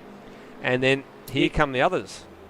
Speaking of the Wedding Crashers Motorsport cars, Will Devonish got up to as far as 15th before actually having a spin out of the Ascari chicane, got way too much curb and pitched the rear sideways. So he actually dropped all the way back to 21st again. So he's on the recovery trail yet again. So not all going well for Will so far tonight. And we've seen this a little bit in some of the series. Sorry, Bagsy. We've seen this a little bit in some of the other series that Will's been in as well. Just overdriving the car and asking a little bit too much as he sets the fastest lap of the race as we're talking about him and goes for a pass on the Wayne Whitmore car. But we've seen this in supercars as well. A little bit of get-there-itis, just trying to ask a bit too much, go a bit too fast, trying to stay with the leader and to his detriment sometimes. So that spin, probably the result of just asking a little bit too much. I'm really not sure what's happening with this leading group because everyone seems to get a bit of a chance to get away and then it immediately fades away. Peter had a 0.6 of a second lead only halfway through the last lap and it's just all disappeared. Went down to as low as 0.2 and Lime Mitch is just brought him back. It's like everyone's pushing each other up to the front. I wonder if that's a bit like an IndyCar and an oval sort of thing, where as soon as you're on your own, you don't get the advantage of A, the slipstream of the car ahead of you, or B, the car behind you filling that vacuum, which actually helps you get a bit higher top speed when you've got a car immediately in your wheel tracks. So it might be a bit of a factor of you need someone to go with you to actually break away, because at the moment, no one in that top 5 is breaking away, even when they've got the opportunity to. It's almost like the lead car just seems to hit a bit of a brick wall. I mean, we talk about people having carrots to follow or an incentive to follow somebody. Being the hunter, rather than being the hunted, is the proposition of the day. But in this case, it's just taken to another level. Nobody wants to be in front for more than about 2 laps. We got Lewis Wedding in the live chat saying it's all slipstream. It's a 90-minute F3 race, and that's pretty much what it is. As we've got Xeris and Liam Mitch running side by side, almost down the main straight. But again, they just drag right up in the back of Peter Savage, and when they're in the braking zone, it's only a car length. When prior to that, it was a massive amount of time. Here goes Greg Tara. Sorry guys, here goes Greg Tara. He's going to get a 2-for-1 special. He's going to he got ahead of the 555 car of Matt Schwartz, but then Ozrob, but he couldn't pull it up in time to get Foley, and he really drove it hard in there into turn 1. Have a look at this from the onboard perspective. Here we go aboard the Porsche, and just saying, Slipstream City, this is what it was last time in the wheel tracks. Gets a good toe. Look at the toe he gets really late at the bottom end of the main straight, so he has to go. And sails right past the Dodge Viper. Massively overcooked. That was so lucky to not take out Foley there. I'm not sure if Foley had eyes in the back of his head, but if he'd turned in a moment earlier, he would have just absolutely been cleaned up by that Porsche. No, So very lucky again. It looks like Foley opened the wheel a little bit there to make sure he did not get brutally taken out. Yeah, good situational awareness. That's something we've been drumming into drivers in AMS Oz for a couple of weeks now, is being a smart driver, realising when you're in a bad situation, as Ozrob makes the pass on Foley now, who's starting to go backwards. Being a smart driver, being aware that you're in a bad position and doing your best to extricate yourself from that situation before it becomes a mess. And just opening the steering, just like Foley did, was a smart thing. You could see that Tara wasn't going to stop in time. There was no point turning the wheel in, so just open the wheel, leave a little, brake a little bit earlier, or hold the brake a little bit longer, and then get the turn in done once the car goes sailing past. Well, just back up the front. Sorry, now the Xeris has just swooped past Peter Savage to take the lead of the race into the first chicane. Just completely blew past him. There was no semblance of defense at all from the Team Antaro by Lewis Sim Sport AMG. And as well, behind them, Bolger's done the same thing to line Mitch. So it is just turning into a bit of an F3 race at the front here between this group of 5 drivers. Xeris had a really good exit as well. You could see he got the pass well and truly done by halfway along the main straight there. So as we look at the replay, and that was all set up by his exit out of Parabolica, and then used the slipstream to basically give him a double toe essentially. The run plus a slipstream equals first place on the road. Lewis Wedding mentioning in chat that lots of drivers in practice were struggling for fuel.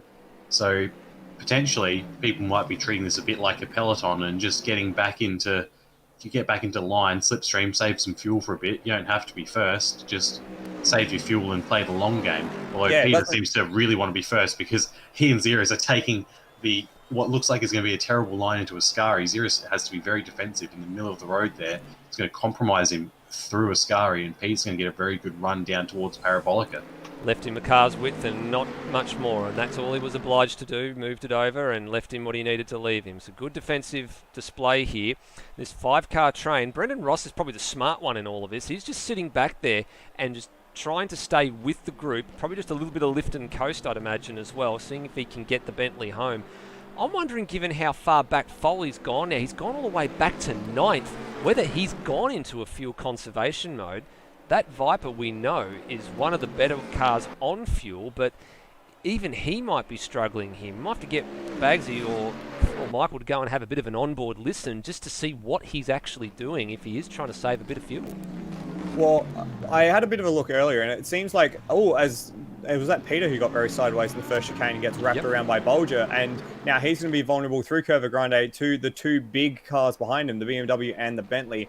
Just quickly back onto Foley, I had a bit of a look. He actually had 2 pretty bad laps after Tara blew past him in that move that Tara had to give back, and lost positions to both Ozrob and Greg Tara there. So just a bit scrappy, went wide at Parabolica for Foley. So yeah, not really settled in that bike, but I'll definitely go and have a look and see if he is trying something fuel-wise. We've lost John McDonald in the last couple of laps as well. He retired on lap 7. We're now currently on lap 10. So that's the first of the Ferraris out. 22 runners remaining in this race, the last of which is Rhodey in the Aston Martin. And just another quick point, Tara has actually made the move on Ozrob now, so that's a battle pack of 3 for 7th place between Greg Tara, Ozrob, and Brendan Foley, who's just sitting at the back of that group now. Yeah, so the Porsche's starting to come to the fore a little bit here. Of course, we said the Porsche, one of the cars that's had a little bit of a BOP change. Greg Tara and Heath Dixon, the 2 Porsche drivers in the field tonight.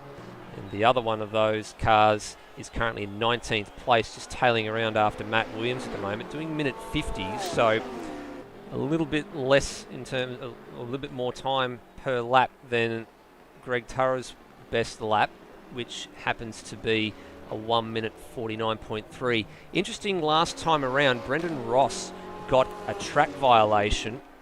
Can't see which sector it was because it's gone there, but his last lap time registered as a sector cut somewhere. So That's the one thing we probably haven't, and same too goes for Luke Joyner.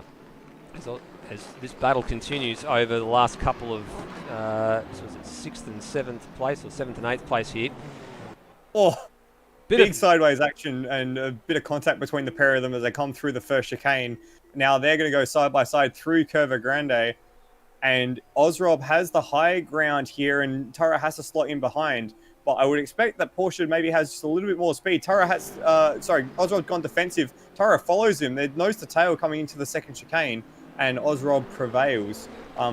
Just on board with Brendan Foley, he's lifting off 100 meters before the braking zone in turn 1. So he's definitely looking to save fuel down that main straight. So we could see something special from Foley in the pits later on. Xerus has amassed a 1 second lead, which is the biggest lead of the race for anyone so far. So congratulations, Xerus, on being the first person to get a second ahead out front. Yeah, and that might be crucial as well in terms of the cars behind and breaking the toe, most importantly, because this little bit of margin, as you said, Bags, is very, very important because it means that Bolger is vulnerable to Savage, who's vulnerable to Mitch, who's vulnerable to Ross if they elect to try and start swapping each other, whereas Xerus has got the luxury of just running his own race and has a bit of margin that he's not going to have to worry about trying to defend or having to allow space for another driver or try and do a bit of lift and coast. He can just go about his own business now for at least a couple of laps. 48.3 that time around, still a pretty handy lap time. Let's see, if we look behind, we see Peter is going to have a go on Bolger, and all this battling is going to be costing them time to Xerus at the front, because even though they're slipstreaming each other, Xerus is still going to get further away as they squabble, because he's just able to get off the corner first, and he's not having to worry about where someone else is or defending. So I've got the feeling that Xerus, if he plays his cards right, if these people behind, especially Peter and Bolger, keep battling as they head down to Curva Grande, Bolger might be having a go.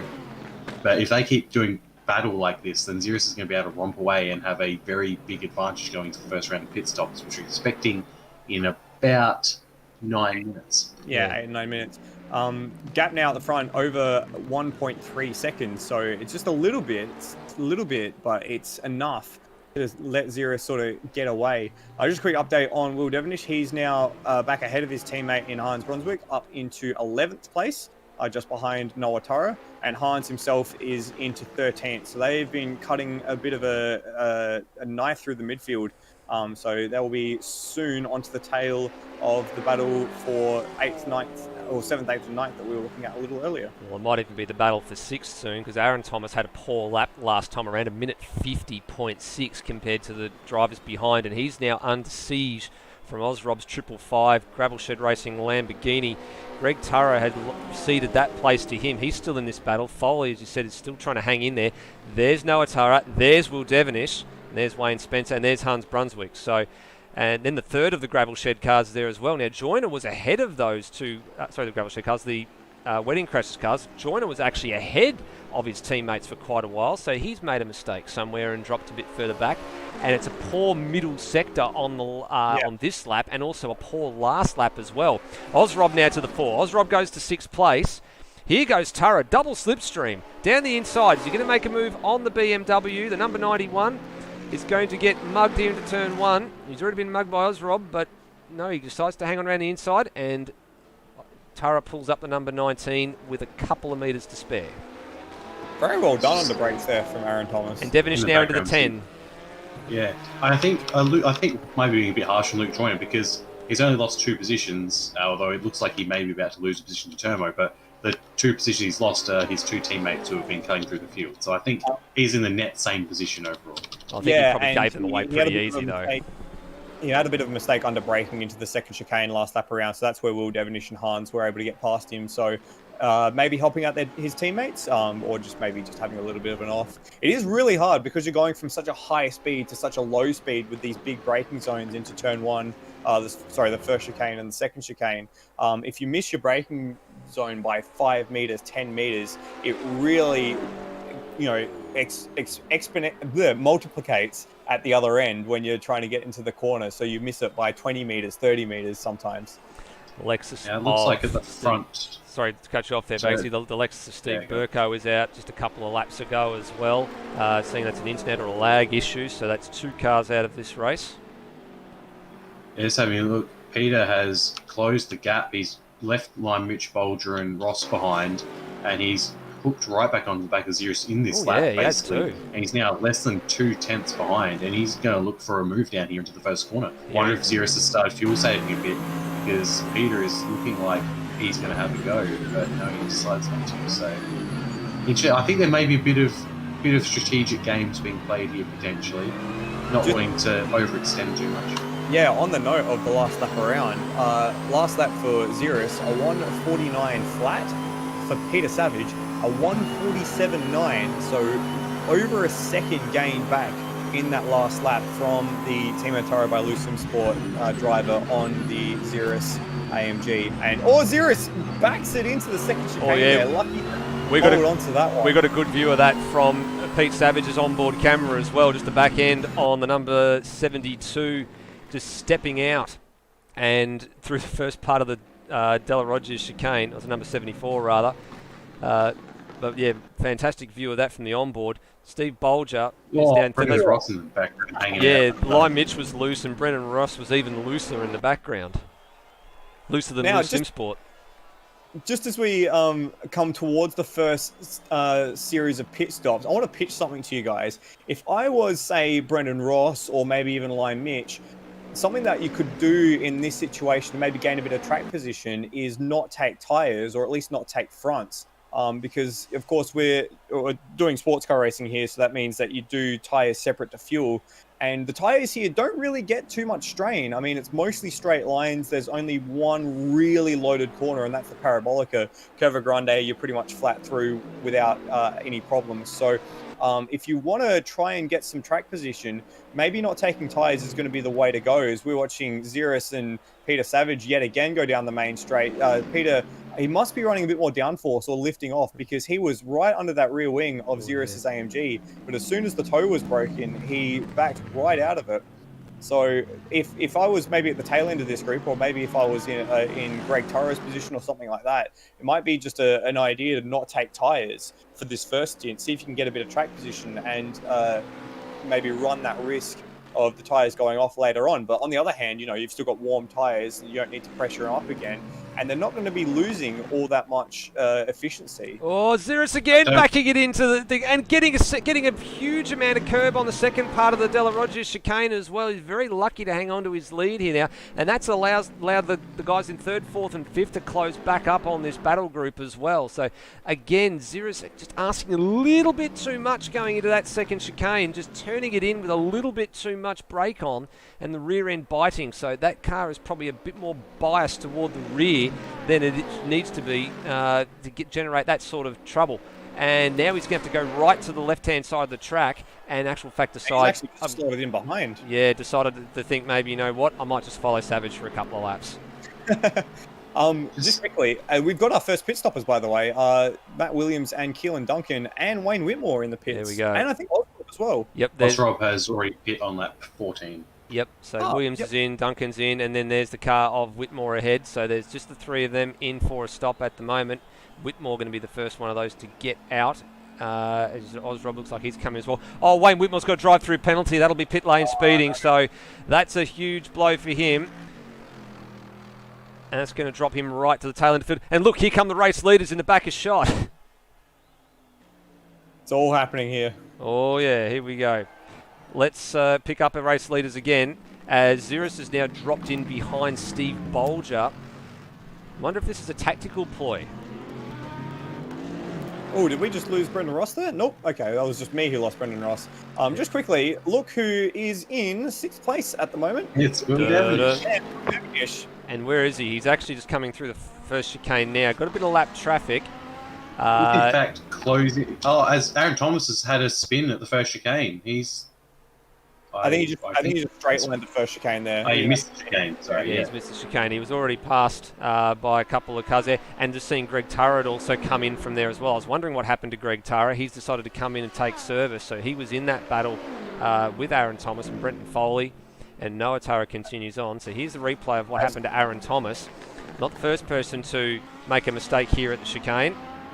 And probably certainly won't be the last tonight either.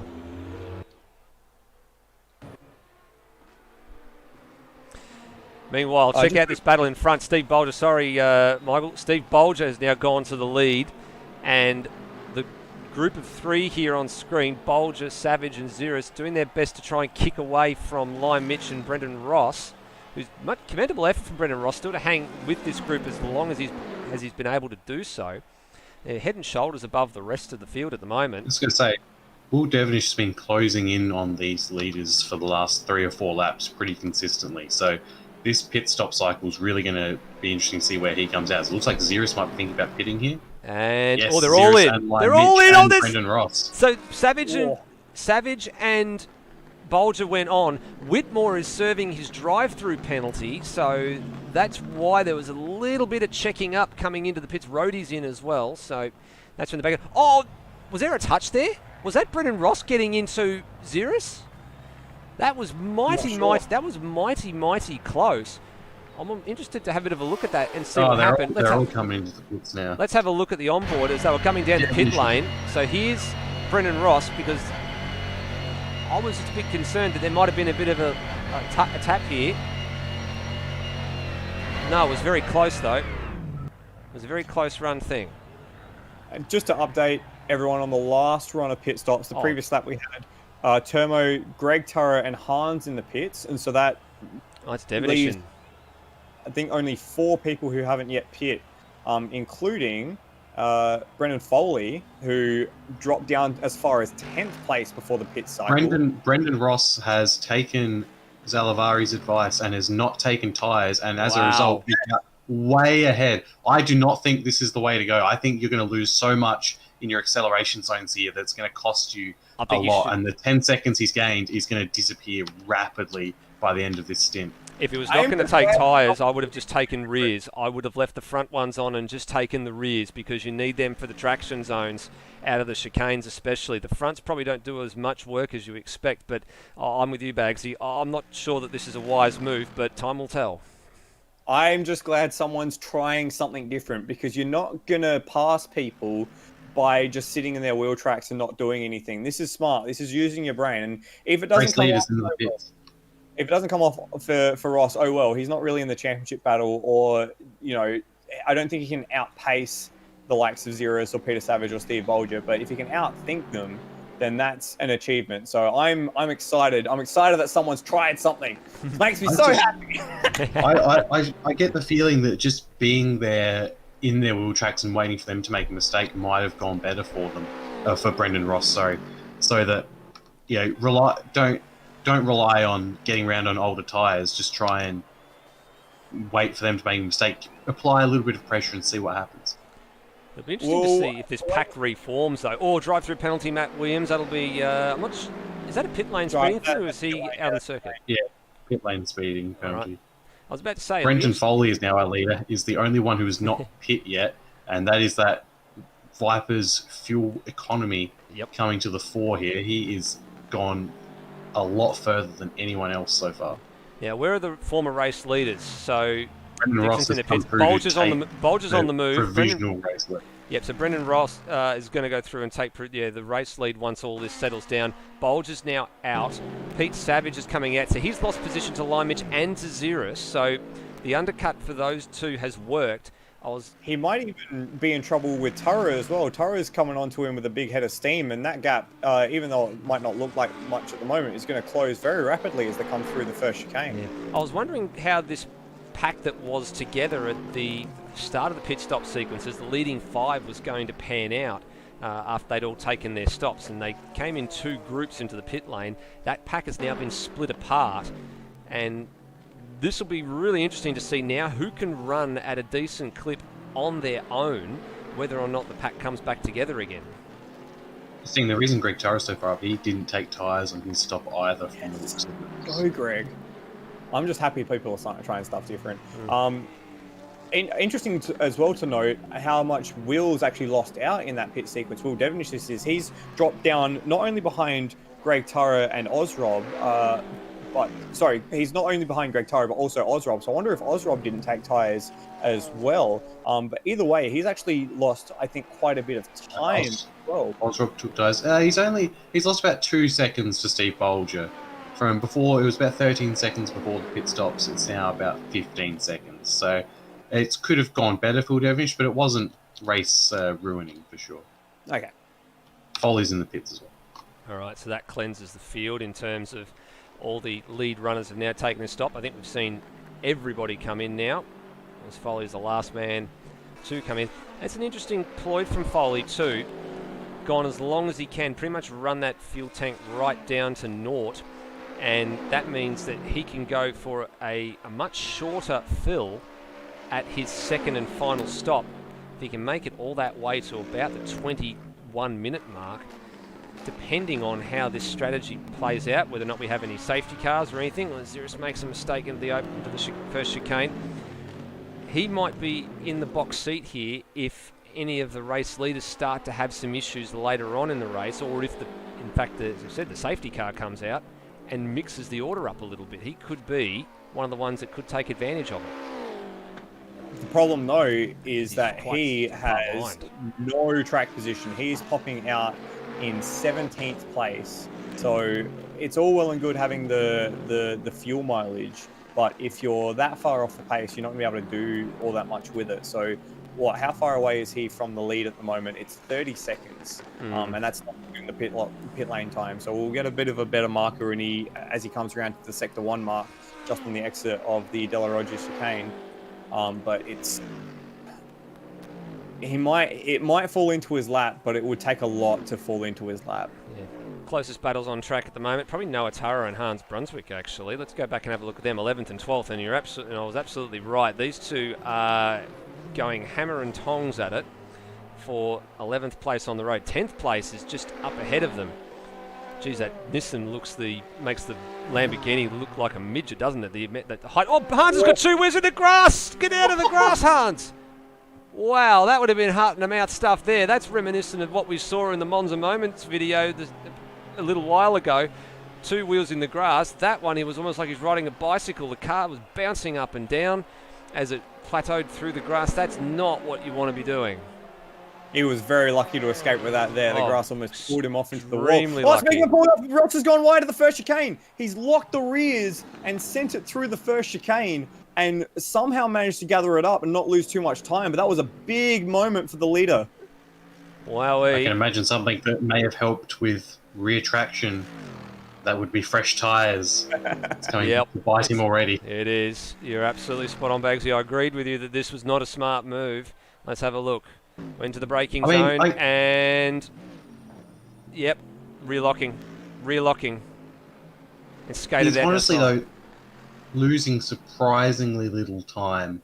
Last lap, he lost about 4.5 tenths to Steve Bolger in second.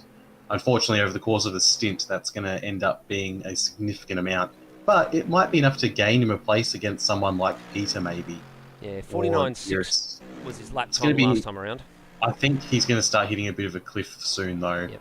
That will really start to affect how he's going to make it through the rest of this stint, because he really has to go at least another 22 minutes, so at least 11 more laps on these tyres. So another 50% off the recovery. And he was awarded a track violation on that lap as well for going across the chicane. Live timing on live races does not lie, so that's at least 2 track violations that he's got. I'm not sure if there's any more than that. The limit is 3, and then if you get the 4th one, you'll be doing a drive-through. So he's going to have to be very careful now that these tyres don't make him have another one of those errors. He's going to have to move his braking marker for turn 1 back a couple of metres towards the start-finish line, just to make sure he doesn't overshoot the chicane again. As you said, Bagsy, that's going to mean that he ends up starting to lose a bit more time, fall into the clutches. Now was a bit better this time, very smooth through the chicane, pretty much picked both apexes up really nicely. Steve Bolger's now starting to come under a little bit of heat from Lime Mitch. Yeah, I think that's something that may play into Brendan Ross's favour, is the fact that he's out by himself, and the Fab 5, or rather Fab 4 that he was following, are now starting to close up on each other, and they might start battling again and enable him to romp away a bit.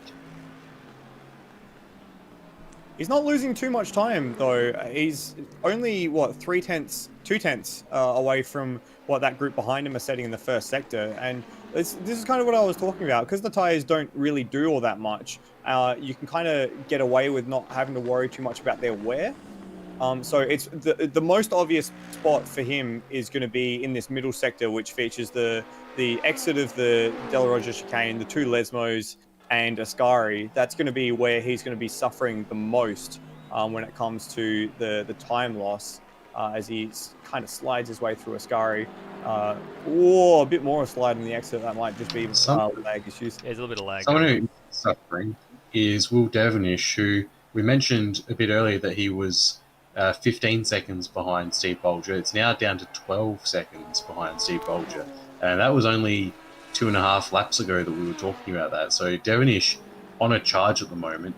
His last lap, a 1:48.25, and Bolger's had a poor lap with a 1:49, but he was faster than anyone else around him. In fact, the only person in the 48's last lap.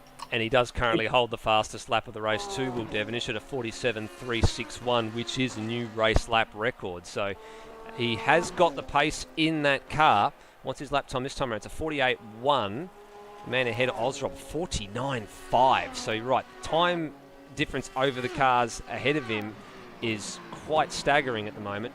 But this is the stint where he really needs to put it all together. It's kind of interesting to look at how much the lap times have gone away compared to the first stint, because, you know, in that first group, everyone was doing very low 48s for that entire first stint. Now we're challenging to get into the high 48s. You know, last lap around Ross was a 49.5, 48.9 for Bolger, 48.8 for Mitch. So it might just be that Ross can be explained by the fact that he is on older tyres, certainly. Tyres that are so much older, but it's interesting that the others are also, maybe they are concerned about fuel at the end of the race based on when they had to pit for the first stint and they're saving a bit.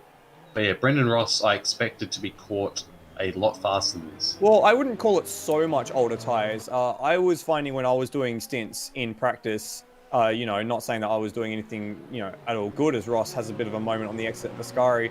I was finding that my tyres were getting to about 72-73% at the end of the stint. So that's pretty manageable, especially on the rears.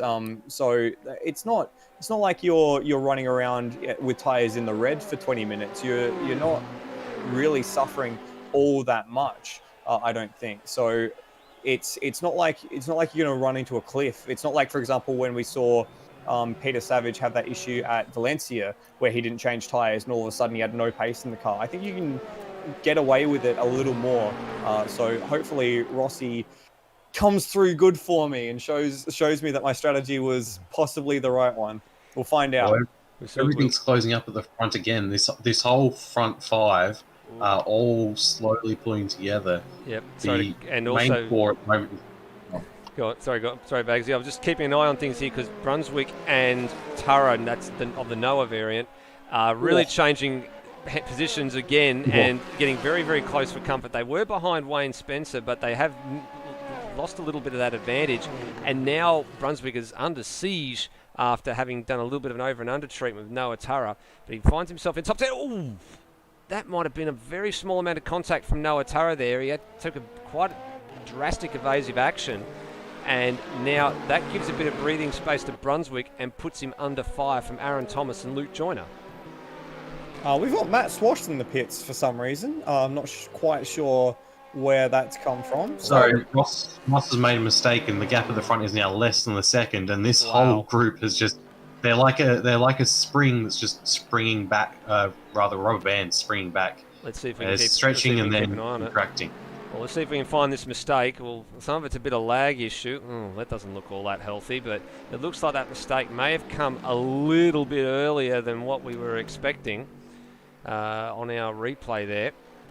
But you're right, that gap is really closed up. There's Will Devonish in the background as well. Just looks like he might have just gotten past Greg Turra. Yeah, he has. That's for 6th place. Ozrob. Yep, Ozrob and Greg Turra was on the left-hand side of the circuit. All right, here we go. Slipstream City round 2. Who's got the boxing gloves on? Well, Steve Bolger and Zirus are the two men that are going to try and affect the passes here. Bolger's going to get it done. Now it's all about where Rossi can fit back in, and he's done that pretty well. Lime Mitch has done pretty well to defend from Xeris as well. And then behind them, Pete Savage just not quite close enough to make it happen. There's Devonish, there's Oz Rob, and there's Greg Tara just at the Redifilio chicane at the moment. So now we're less than 10 seconds behind these guys now. Yeah, now we really have got a visual representation of how close Devonish is to this group of cars. Can he make it 6? What was his lap time the last time around? Just had a horrible Della Roggia chicane, but Ross lights up his tyres and can't capitalise. And Lime Mitch wants to into the first Lesmo, who thinks better of it. That's a good idea. That's not a passing opportunity. I don't care what anyone says. First Lesmo, passing opportunity. That's a Corey yacht. yeah, like we saw in the Monza Moments video. What's surprising here, gents, is directly ahead of them, the lap traffic is Matt Williams. They're not catching him at the rate that I would have thought. He's been pulling away, in fact. Matt Williams, last lap, or not last lap, but previous laps, he was actually pulling away from them.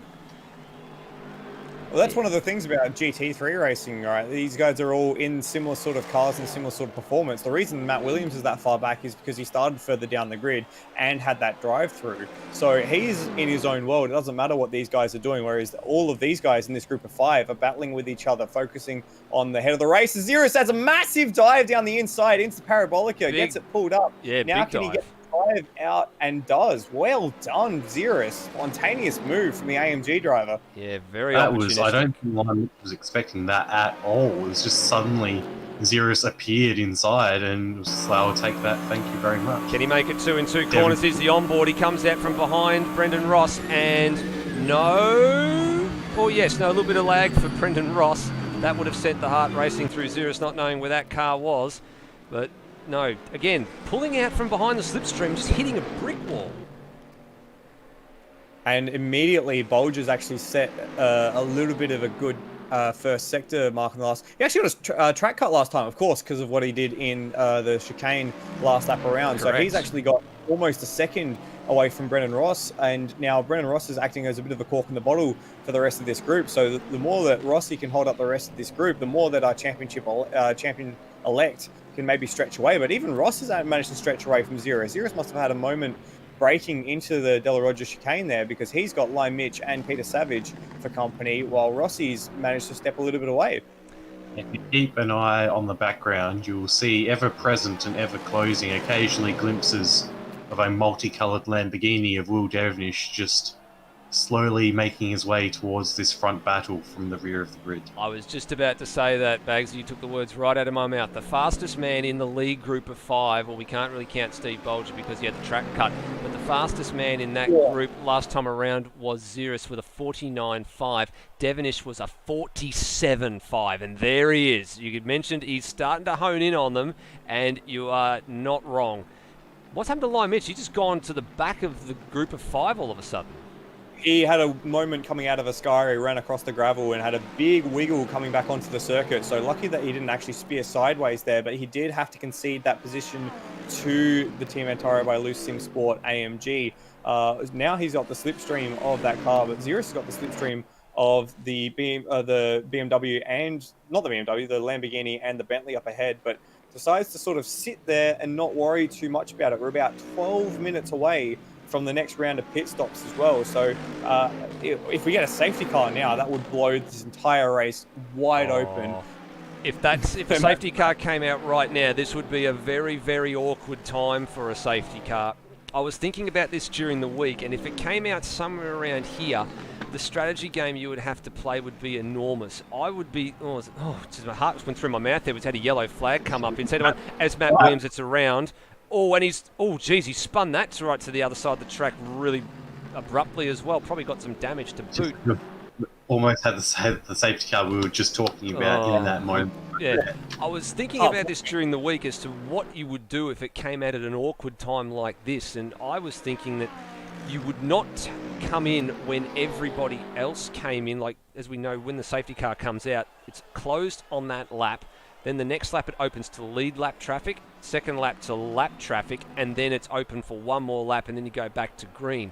I was thinking maybe not coming in when the leaders come in, and coming in on the third lap, getting as much fuel into that car as you can, depending on how much time you had to go, and then you would be okay from a fuel strategy point of view to get to the finish. Then maybe the guys up front might have to save a bit. They might have to splash and dash toward the end. The strategy part of it just started driving me nuts as to what the opportunities would have been. I think the biggest problem with that would be the amount of track position you'd lose in that scenario. You'd probably end up going almost a pit stop down by the time. I guess it might depend on how fast you are. I think if you were somewhere like Bolger, Devonish, any of these top 4 or 5, you would be able to make it work, but you'd be struggling at the end compared to everyone else. Yeah. As Brendan Ross on, no, he hasn't. There's a lag. We're struggling with Brendan Ross, lagging in and out. It becomes less of a problem the closer you get to your optimum pit window. But if it had happened with Matt Williams' incident that we saw the last lap around, you'd almost, if you're Rossi, you'd almost have to come in and change tires. Like you No can't question. really. But for the other guys, you're kind of damned if you do, damned if you don't. I think what you were describing, Nether, would probably be the best course of action, but there's still no guarantee of getting to the end. I think this is going to be the toughest race on fuel simply because of the massive amount of full open throttle. So you don't really have a lot of flexibility in terms of how early or late you can pit. I mean, we saw pit stops last time around between an hour and 3 remaining and 56 remaining, and Foley was the only one to get to that 56 marker. So that's only about 6 minutes. So 3 laps of flexibility depending on where you are in the field. So it would have been a very, very close one. But as we get closer and closer to the optimum window, it becomes less and less of a problem. What does become a problem, though, is going side by side down the back straight into Parabolica. Brendan Ross and Xeris again with a move into Parabolica. Now, can Rossi hold it all around the outside? He might even lose the second position to Peter Savage here as they fly down the main straight. It's going to be very tight. In fact, he is going to be scored as 4th, a whole 0.05 of a second behind the AMG. He slides into the slipstream as they go towards the first chicane. Actually had a bit of a tap on the brakes there to not ram into the rear of the AMGs. And Savage goes past Xeris into 2nd place. And Lime Mitch, was there a bit of contact there between the two speed cars? There was a little bit of side-to-side contact between Brendan Ross and Lime Mitch at the opening chicane there. And look, Lime Mitch was trying to make the move down the inside. Brendan Ross held his ground and tried to make Lime Mitch go the long way, if I can get my words out. Geez, have a look. Devonish is starting to get real close now. He's starting to get bigger and bigger in our pictures every time that we see him. Yeah, Xeris just leapt over the big curbs, the sleeping policeman there at the second chicane. Lime Mitch. Oh, Lime Mitch in the turn. Lesmo, what? Oh, wow. Lesmo one is not a passing opportunity. How did he do that? I'm not sure. It's Brendan Ross he didn't have the traction out of the De La Roggia chicane. Here's that mistake. So Here's that mistake from Xeris. Very good job. He's been doing a very good job, Brendan Ross, but he's just not able to get those tyres to give him anything. There's that mistake from Xeris on that particular occasion. Then we go back to Lime Mitch. Well, there he is. And this move down the inside at Lesmo 1, not something that you were accustomed to seeing. And I think Rossi just picked up a track cut as well, running over the inside of the Ascari chicane. Now, Devonish is very, very close to this battle now. In fact, he's only maybe a second or 2 behind Brendan Ross. Now, I just heard the pit lane siren go off, so Bags is going to be frantically having a look. I think that's the 19th place car of Wayne Whitmore. So he was one of the first ones to stop the last time around as well. Now, Brendan Ross has been scored as a lap there, Michael, so he didn't get a track violation, so he's a very lucky boy. Wayne Whitmore's retired. Oh no, so that's a shame. Wayne Whitmore's out of this race, so that means 20 cars left, so he becomes the 3rd retirement on lap 27. We commence the 29th. Now, we now say that Will Devonish is part of this battle of 6 for the lead now. I think I can sufficiently say he is in this pack. Yeah, he will be in this pack depending on how these pit stops play out. This is one thing we kept an eye on all this stint is the cars that came out, where they came out. It was Rossi's had a big moment, big rear lock into the De La Roggia chicane. That should give Will Devonish the place, but no, he's not close enough. Rossi manages to keep him at bay for the minute. I was just about to say that this is one thing we've been watching with interest, is how these cars that stopped all on the same lap have come back together toward the end of the stint, and probably going to happen again once all the pit stops play out, and that's if they all come in on different laps, or they come in on a split system, or they come in all together. Most of them came together or into the pits together on the one lap. I think about 2 of the 6 came in on a lap later. Geez, Devenish is a bit indecisive here, trying to make the pass on this Bentley at the moment, given the issues that Brendan Ross is having with the lag. British just needs to wait for the main straight, get that slipstream, although he might get into parabolic here, get that slipstream and use that to launch himself towards line Mitch and Xeris.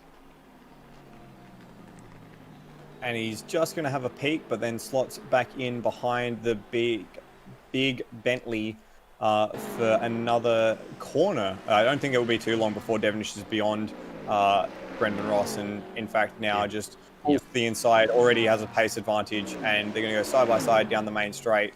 But I don't think Ross has too much to fight with, and Devenish is already ahead of the Bentley going into the first corner. Now all that Rossi can do now is just hang on to the coattails of Will Devenish, try and use a slipstream to drag back up to the leading pack, so he's not so disadvantaged when it comes to the pit stops. He needs to be able to get in when everybody else gets in and not lose a hell of a lot of time. He needs to find the time. Look, the leading cars ahead are another 3 or 4 seconds up the road, so that gap really needs to close for Rossi to stay in this fight toward the back end of this race. I think for Rossi, overall, not taking tyres is probably going to end up being maybe a 5-second loss overall, maybe a 6-second loss. Yeah. I guess it depends on how well these next couple of laps go. And if there'd been a safety car, he would have been before he had to before he lost those positions. He would have been in prime position to take those pit stops and gain position from it. It hasn't worked out for him, but like you said, at least he gave it a go. Yeah, unfortunately, that hasn't worked out for him. And the thing that I want to point out is, what has he lost by doing that? You know, the gap behind to Greg Turrer is 20 seconds. So as Lime Mitch runs the exit of Ascari into the gravel yet again. So the gap behind him to the next car is 20 seconds. He probably wasn't going to gain anything by doing the same strategy as the guys in front. But so doing this alternate strategy is giving him an opportunity. Sure, it hasn't worked out in the end, but he hasn't lost anything either. So it's just, it's something that I'd like to see people try a bit more to maybe gain something with a little bit of luck and a little bit of nous when you don't really have the stress of losing anything. Peter, by the way, just said his fastest lap of the race, 47.8, which dragged him back 0.7 of a second on Steve Bolger at the head of the field. So while Bolger's been trying to jump away, Peter has done a good job of trying to reel him in. And now this group has kind of all splintered with the arrival of Will Devenish. It's now about a second between each car in the top 6. And then Greg Turrer, as I mentioned, is 20 seconds a bit further back. Yeah, this will become very interesting now when the pit stops start to shake out as to who makes these big gains. You said there, you can see it on the side of the screen. 1.3 seconds the margin first to second, another 1.1 second to third, and then about a second between each car. Devenish now starting to loom a bit larger in the mirrors for Lime Mitch. Brendan Ross hasn't been able to hang on though. Coming up on really the first big bit of traffic we've had so far. Yeah, here we go. So it's Caelan Duncan, Heath Dixon are the next cars. So that's 18th and 17th respectively. And then Matt Schwass is another 10 seconds further up the road, who's had that second unscheduled pit stop that we heard about a bit earlier on. Now, what do you do if you're the race leaders? Do you try and play with the traffic, or do you come in the next lap, or this lap even, and take service and try and come out into some clear air? Steve Bolger's thinking about it. Might still be slightly too early. Xeris is off the Parabolica. Sorry to jump into the speed. Xeris is going straight on at the Parabolica, and he's hit the wall there pretty hard. Don't know what. Bolger's gone in as well. Bolger's pit. So Bolger takes my advice and decides not to play with the traffic, decides to get it done. Now it's all up to what the cars around him decide to do. We're watching this replay of Xeris getting it all wrong at Parabolica. Coming into the braking zone here. And what does he do? Oh, maybe just left the braking a little bit too late. And that's a side-to-side impact with the wall. That's not terrible. but it's certainly going to be unwelcome for Xeris. Now he's lost position to Will Devonish, who's gone through for third currently. So Bolger's the only man to take service out of the leading half a dozen cars. He got held up a little bit on the way into the pits as well with traffic that was also entering the pits, but Wayne Spencer. Peter had Wayne Spencer come out ahead of him, Yep. which has affected him, and although he hasn't really caught up to the traffic that would have been ahead was what hit in front of Bolger, so it's Heath Dixon there. So I'm not sure about this for old mate Steve Bolger, but he's out of the pits now in 10th place, and he's just under a minute behind Peter. And Noah Turner's just come in as well from behind him, so that means he's not under direct threat from anybody on the racetrack. He's just popped out ahead of, I think that's Rhodey and Luke Joyner. So he's got a little bit of space ahead of him as well. Very welcome space ahead of him, so he doesn't have to worry about coming onto the back of anyone any time soon. Will Devonish is all over the back of Lime Mitch though. He is looking at a podium place now. Geez, this is in this story, starting from the rear of the grid, having a spin, going a bit further down the order, and then back up. Lime Mitch is in, so that releases Will Devonish, and Xeris is in as well. So too's Brendan Ross. So this leading group of cars that was together a couple of laps ago, now coming in with different strategies. So Bolger's gone. I'm excited to see how Brendan Ross goes with a fresh set of tyres, because he's been there or thereabouts despite being on some very used tyres. So Matt Williams coming in as well. Who else is coming into the lane? Greg Turra is in from 6th place. And then we go back to Brunswick. Now, Devonish is in the lane as well. Now, is Brunswick going to come in? Yes, he is. So, now, where does this shake out with the pit boom sequence? Foley keeps going, which we expected that he would because of the fuel mileage that Viper is able to maintain. Devonish isn't in the pit, so it's not a problem for Hans. Oh, that's right, he isn't too. So, thank you for correcting me there, Michael. So, no problems. That's an easy in for...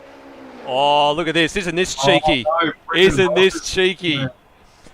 That is a disaster. He might have to try and drive around the left-hand side of that car instead of the right-hand side. Well, this is going to be interesting. Right so, Lime Mitch is a shove. Yep. There's Joyner in the background. So too is Rhodey. Oh, Brendan Ross had to reverse, and he gets out at. Oh, wow. Goes off a bit for Matt Williams there, and off he goes. Yep. So that has affected Brendan Ross to the tune of a couple of seconds, having to grab reverse. But, geez, I'm not sure if that was deliberate, or if that was just a way that the pit stop sequence panned out. Maybe Brendan Ross was a bit far forward in the box, and that's the only way that Brunswick could get in. But we've seen AMS do some funny things with allowing cars to pit side by side, but we do see that a little bit every now and again. Cars coming in at jaunty angles and having to take service, but he's gotten away with that, Brendan Ross. Race leader is in, followed by Will Devonish. All right. Now, just quickly, before we look at those guys, I just want to bring attention to the fact that Bolger has gained something like 6 or 7 seconds over Lime Mitch and Xeris in that pit sequence. Bolger is going under the bridge towards Ascario Chicane right now, whereas Lime Mitch is only just coming out of Lesmo 2. So that's a big gain for Bolger there.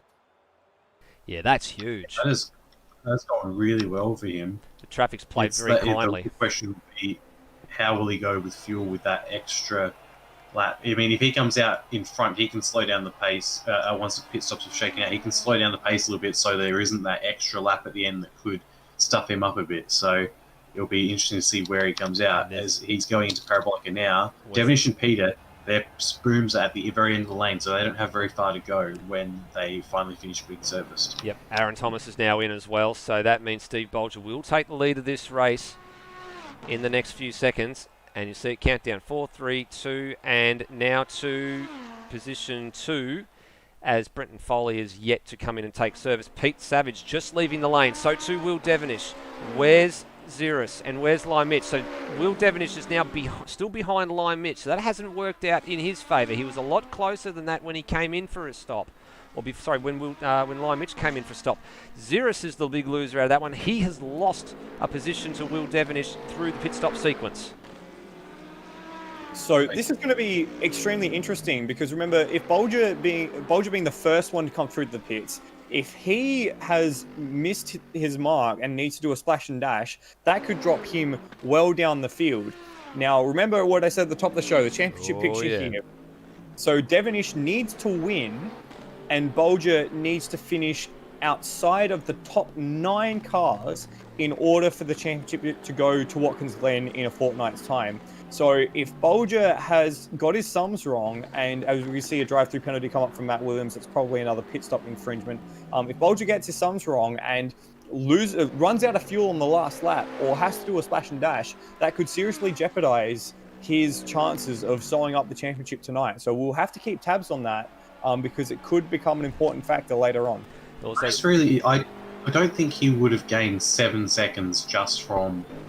Right? That's weird, right? That's like, I'm comparing to Will Devonish. He would not have gained 7 seconds just from the fresh tyres for an extra lap or two. That definitely didn't happen. So maybe he didn't take fronts. Maybe he didn't take. No, he's taken all 4 tyres. Both of them have.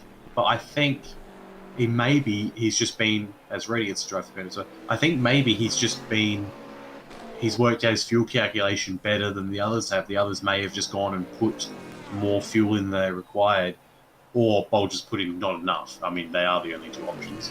It'll be interesting to see what happens. I'm just having a look here, gentlemen, at the lap times just to see what they were when they came in to take their stops. So Steve Bolger came in on lap 32. And his total time for that lap, so it was 1:52 was his in lap because he had to slow down for the pit lane. His out lap was a 2:45. Then when you get to someone like a Pete Savage, you have a look at his in lap was 1:52, and his out lap was a 2:55. But and you've got to factor in the pit lane transit time as well. So that's a full 10 seconds. That's and Foley gets a drive-through penalty. So that's a massive difference. 10 seconds through an in-lap and an out-lap is huge in favour of Steve Bolger. So I'm worried that maybe he's got his sums a little bit wrong, as you say, Bagsy. Or the flip side of the argument is that he's been able to save a little bit of fuel and he's got his sums right and he's come out with an advantage on the other side of it. That would be mega. That would be a massive advantage. Oh, yeah. So we've lost Brendan Ross. Brendan Ross is in the garage. Oh, yep. no. That will be due to, I would imagine, the internet lag issues that he's been having. And look, Greg Turra has dropped down the order and stuck in the pit lane. So looking at the live chat, Greg Turra has said that he's forgotten to remap his menu adjustments on a new rim. So a new wheel rim. So he's lost the ability to do something that's kept him stuck in the pits. Oh no! And that's after as well going through all the effort to set up a much better internet connection, so that way he actually is able to feel how the tires of the Porsche last through a stint now. Big shame for Greg Turra, and big shame as well for Brendan Ross, who was doing so well on the alternate strategy earlier on. No, you're absolutely right. I was quietly hoping that Greg Turra was going to manage to make the end of this race after all the trouble that we've seen him not only in AMS Oz but also in other series as well, away from AMS Oz that have had his internet troubles as well. Just another update. Apparently he can't change his tyres. Apparently he can't select the tyre change. Wow. Not good at all. Well, Bolger's out on his own. Let's go cycle from the back of the field just to see what's happening. So Matt Williams is retiring with another drive-through second. Rhodey's now going, that means he's the last car on the classified car at the moment, and he's going to be having to serve another drive-through as well. Caelan Duncan in 16th place. I was just trying to cycle through to find Aaron Thomas and Noah Turra. Here they are with Brenton Foley behind them. Foley having just served his drive-through penalty, which will have been for pit lane speeding. Again, he was the last of the cars to pit in the first pit stop sequence. He was the last of the cars to pit again. And these guys are not too far behind Wayne Spencer, who's gone about his business pretty quietly in that new Ferrari livery today. Doing pretty well to be inside the top 10. Aaron Thomas, the last man inside the 10. And then a bit further up, have a look at this. So Hans Brunswick is in behind Heath Dixon now. Has Heath stopped for a second time here, Bagsy? Hans Brunswick? Heath. No, Heath Dixon. I actually can't see him on my. I'm just having a look for Timing. live timing now just to see if he I actually don't has think or he's not. I don't think he's had his second pit stop yet. No, it doesn't look like he. No, it doesn't look Well, like he has. If he hasn't, then he's been very kind to his tyres. And very good I'm with not his just fuel having- as well. I had him first pitting at lap. That 18, I think I've got 17. him. Yeah. 18 was the Yeah. out lap. So, and like his tire, he must have pit based on those tyres. There's no way his tyres are as good as they are. Oh, and as we're speaking about him right now, we've just seen the little spanner icon flash up, which means he's probably preparing for a stop this lap. Because I was wondering why he was so far up the order, and he's had a pretty trouble-free race, but just been going backwards. Oh, there's a bit of a touch in the background, and I just saw it as we're watching Dixon. There's a bit of push and shove at turn one. That's Noah Turra and Wayne Spencer getting into each other. Aaron Thomas has managed to go through, but I just caught the beginning of that and then the tail end of it as it continued to go on. So that's the first real signs of push and shove getting late in this race. So here goes Aaron Thomas. He gets the pass done on Wayne Spencer quite comfortably. Wayne just starts to move across a little bit, holds his line though.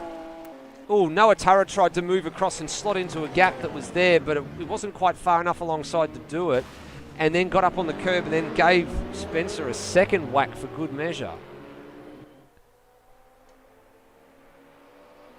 So 20 minutes to go.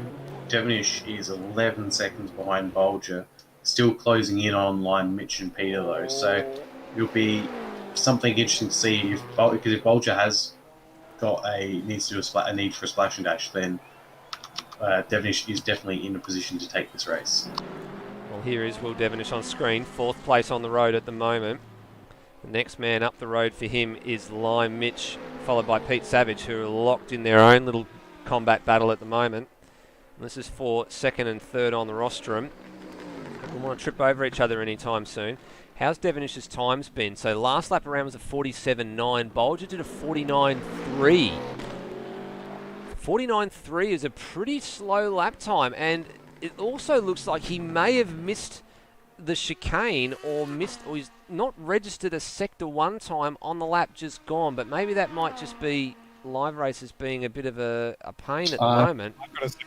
Yeah, I've got a sector time for him. Okay, well that just means that it's not showing on my screen the way I'd expect it to show. Well, have we lost Osrob? No, Osrob's come into the pits. Yeah, his pit. Remember, he was an early stopper as well, wasn't he? So maybe he doesn't realise he could maybe make it. He needed a splash and dash to get to the end. Yeah, I've got him last coming into the pits on lap 27, so 37 minutes from the end. So that is pretty on par for a 3-stop, as we've got Luke Joyner also coming in for a drive-through penalty. Yeah, we saw that flash up on the screen not too long ago. So Steve Bolger, let's look at the lap time this time around. 49 flat. That goes with his 49.3 from last time. The cars behind. Pete Savage did not register a time. Lime Mitch did not register a time. Will Devonish, 47.9, so took a full second out of Bolger on that last lap. And the 2 cars ahead were given infringements for cutting the track somewhere, just judging by what we saw on the screen just a few seconds ago. 9.8 seconds to the race leader from Devonish to Bolger.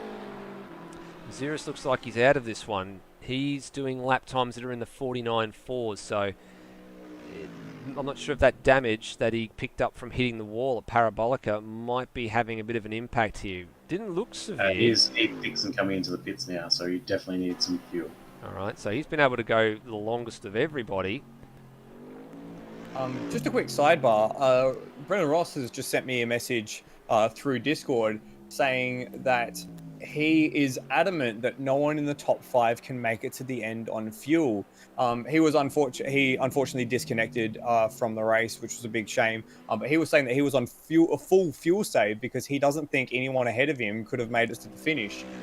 So it's going to be interesting to see if his prediction comes true, because if that is the case, we might see everyone in the top 5 come in for a splash and dash, which might leave Hans Brunswick or Aaron Thomas in the box seat to take the race victory. Yeah, it looks like I've just got the same message as well from Brendan Ross, and you're quoting it. Actually, something different as well. Yeah, just getting a disconnect, which we suspected was coming, and he was fuel saving because he didn't think anybody could make it without a splash. So this is a developing story. We have to watch this really carefully. Bolger, the lap times that Bolger's been doing in the 49s, maybe that is a fuel save strategy. But compare that to Peter Savage, who just set the fastest lap of the race, or fastest lap of his race, rather, 47.8. Yeah, correct. And Devonish behind with a 48.5 that time around. While it would be nice to think everyone in the top 5 would have a splashing dash, I think Brunswick might be a bit too far behind. He's 48 seconds behind, so even a splashing dash is going to get out ahead of that. It'll just mix up the top order. That's all it's going to do. Yeah, well, that's the thing. Who's saving the best at the front? Who's going to be able to do that better? Because, I mean, even Hans is gaining at a rate of knots. He's setting mid 148s compared to the 149s of some of the others. Yeah. So this makes it even more puzzling, the fact that Bolger managed to save 10 seconds in the pit stop. If everyone is that tight on fuel, then how did Bolger manage to save 10 seconds? Yeah, where did the 10 seconds come from? That, to me, he must not have taken tyres. At the 20-minute mark, so 5 minutes ago, Bolger was 20 seconds. Sorry, not 20 seconds. He was about 12 seconds ahead of Hans Will Devonish. He is now only less than 9 seconds ahead. So that's coming down very fast. Yeah, they could become at the end of the race. Yeah, here's an interesting ploy. Steve Bolger's tucked in behind his teammate Matt Schwass here at the moment. I'm not sure if there's a little bit of strategy going on with some fuel saving. But we're having another car to run sort of in front for you. Using the draft, you can just use a little bit less accelerator, but that didn't last all that long. And there's the flash from the teammate to say, yep, you're clear to come back past. And apparently, there you go. Sorry to get up on the top of you. Rossi's just sent me a message as Bolger Bolger's at the moment! He's at the moment! There we go. That's lost him a lot of time. That's lost him at least a second and a bit out of his advantage. Got the chicane all wrong. Matt Schwass has laid off him here and just let him continue on, but that was a half spin that very nearly became a disaster for Steve Bolger. But now he's got a rear tail gunner in Matt Schwass. Now, Michael, you can go on with your point. Yeah, Rossi has just messaged me to say that Bolger did not take tyres at all. So that's where that time has come from. So I suspected that might be the case. So Bolger is going to run to the end of the race on worn tyres, and hopefully he will be able to hold on for his sake. Otherwise, he might not have too much to fight with come the end of the race, which is now already only 13 minutes away. Wow, that 90 minutes is blasted by super.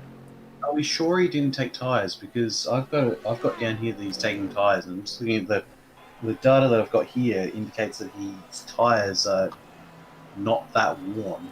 Nah, Rossi's saying that he didn't take tyres, and that would explain the 10 seconds. So Rossi's saying it's 12 seconds to take tyres, which makes sense then, how he managed to gain around 10 seconds on the rest of the field. So that would make sense. Well, now this is starting to get a bit dicey here because Pete Savage has put the lights on. Matt Schwass moved over to let him go by, but again, the Mercedes just hitting the brick wall as it pulled out of the slipstream to make the pass. He managed to get it done in the end. I thought it was going to be a bit of a close run thing here. Now, Lime Mitch is now coming under siege from Will Devonish. Is this the opportunity Devonish needs to get onto the podium? This is going to be an interesting battle to see what happens over the next lap or two between these two. Absolutely. Devonish looking very menacing in the tail of that BMW as they come into the first chicane. Lime Mitch using even that little AstroTurf apron on the left-hand side to get the car turned in there. Now, who's got the power down on the exit? It looks like Lime Mitch has a few kilometers per hour over the Lamborghini, but judging by the way that Will Devonish has been able to do this time and time again, I don't think Lime Mitch is going to be able to hold on for too long. You got to say, though, this has been an impressive uptick in form from Lime Mitch in the BMW, after his great result last round out at Istanbul and backing it up again with a nice run here at Monza. He's definitely definitely improved quite a bit over the course of this championship. I think you're probably referring to the Valencia around there, Michael. He was 6th at Valencia, he was 14th at Istanbul, just judging That by the was records with I have the- on hand. But yes, The last lap penalty, remember? So that actually Correct. got adjusted or something, yeah, which I guess hasn't been reflected in the live races yet. correct. Yeah, there was a penalty for Luke Joyner that was handed out very late this afternoon. 5-second penalty for knocking Steve Burko off the road on the last lap at Istanbul. So that just changed positions 9 and 10 around. So put Joyner to 10th and Bolger to 9th. Here goes Devonish. So this is now a change for the last step on the rostrum. Into Parabolica. Job done. Now he's going to be able to pull away and see if he can rein in Pete Savage, who has comfortably gotten a margin now ahead of Matt Schwass. 10 minutes and change remaining, although this battle for third place not even done with yet. Lime Mitch is going to have a bit of another look here. Devonish's got to start moving it over. Got to start moving it over to the right-hand side to make sure he covers it. But thankfully, Lime Mitch doesn't decide to send on this particular occasion and just decides to sit back and stay. I was a bit worried there. There might have been a late send at turn 1. Devonish was fully sideways as well through that corner, first corner as well. Managed to keep the car together there as they passed. I think that's Matt Schwass. Correct. Through Curva Grande. Limage didn't make it all that difficult for Devonish, did he? It looked pretty simple, almost as if Lime is maybe trying to save some fuel by sitting in the slipstream or doesn't have anything to fight with. Bagsy, he's still keeping an eye on our race leader. What's he look like to me? He's coming across Luke Joyner here, who just caught him at a bad time at Lesmo 2. Yeah, his pace doesn't seem to have been going too badly, if I'm honest. He's actually His last lap was a pretty good, yeah. 1:47.9. So Wow. I'm pretty sure he took tyres at that pit stop, because there is no way you'd be seeing those times on tyres that are that old. And just comparing to what I was seeing with Ross when he had done his stint, there's no way he didn't take tyres there. We'll have to ask him. You have to quiz him afterwards. We'll quiz him afterwards when he presumably wins this race. Well, he's got 9.5 minutes plus 1 lap to go. What's surprising to me, gentlemen, is we've gone the better part of 81 minutes now. Green flag. We have not had any safety car intervention. As we said at the top of the show, safety car probability here was high, given the previous history that we've had, and of course what you saw on the Monza Moments video earlier in the night. Amazing that we've gone this far and not had a major incident and not seen a safety car come out on a circuit where it's pretty much been almost a guarantee. I think that shows... sorry, Bagsy. I think that just shows the quality of the field that we've got at the moment. There hasn't really been any malarkey. There's certainly been quite a lot of close racing, but everyone's been very well behaved, and maybe also having the permanent server up for people to do a lot of laps in conjunction with other people has improved the quality, because everyone can come together and test each other almost. So it's actually been quite a high quality race throughout the field. We can't discount the front of this race yet either, because Peter's been lapping just slightly faster than Steve Bolger, apart from the one lap that Bolger had in the 47s earlier. Yeah, I'm So keeping an eye on there's that margin at the still moment. slowly closing in. I think Will Devonish and Lime Mitch are now out of this unless there are fuel issues for Bolger.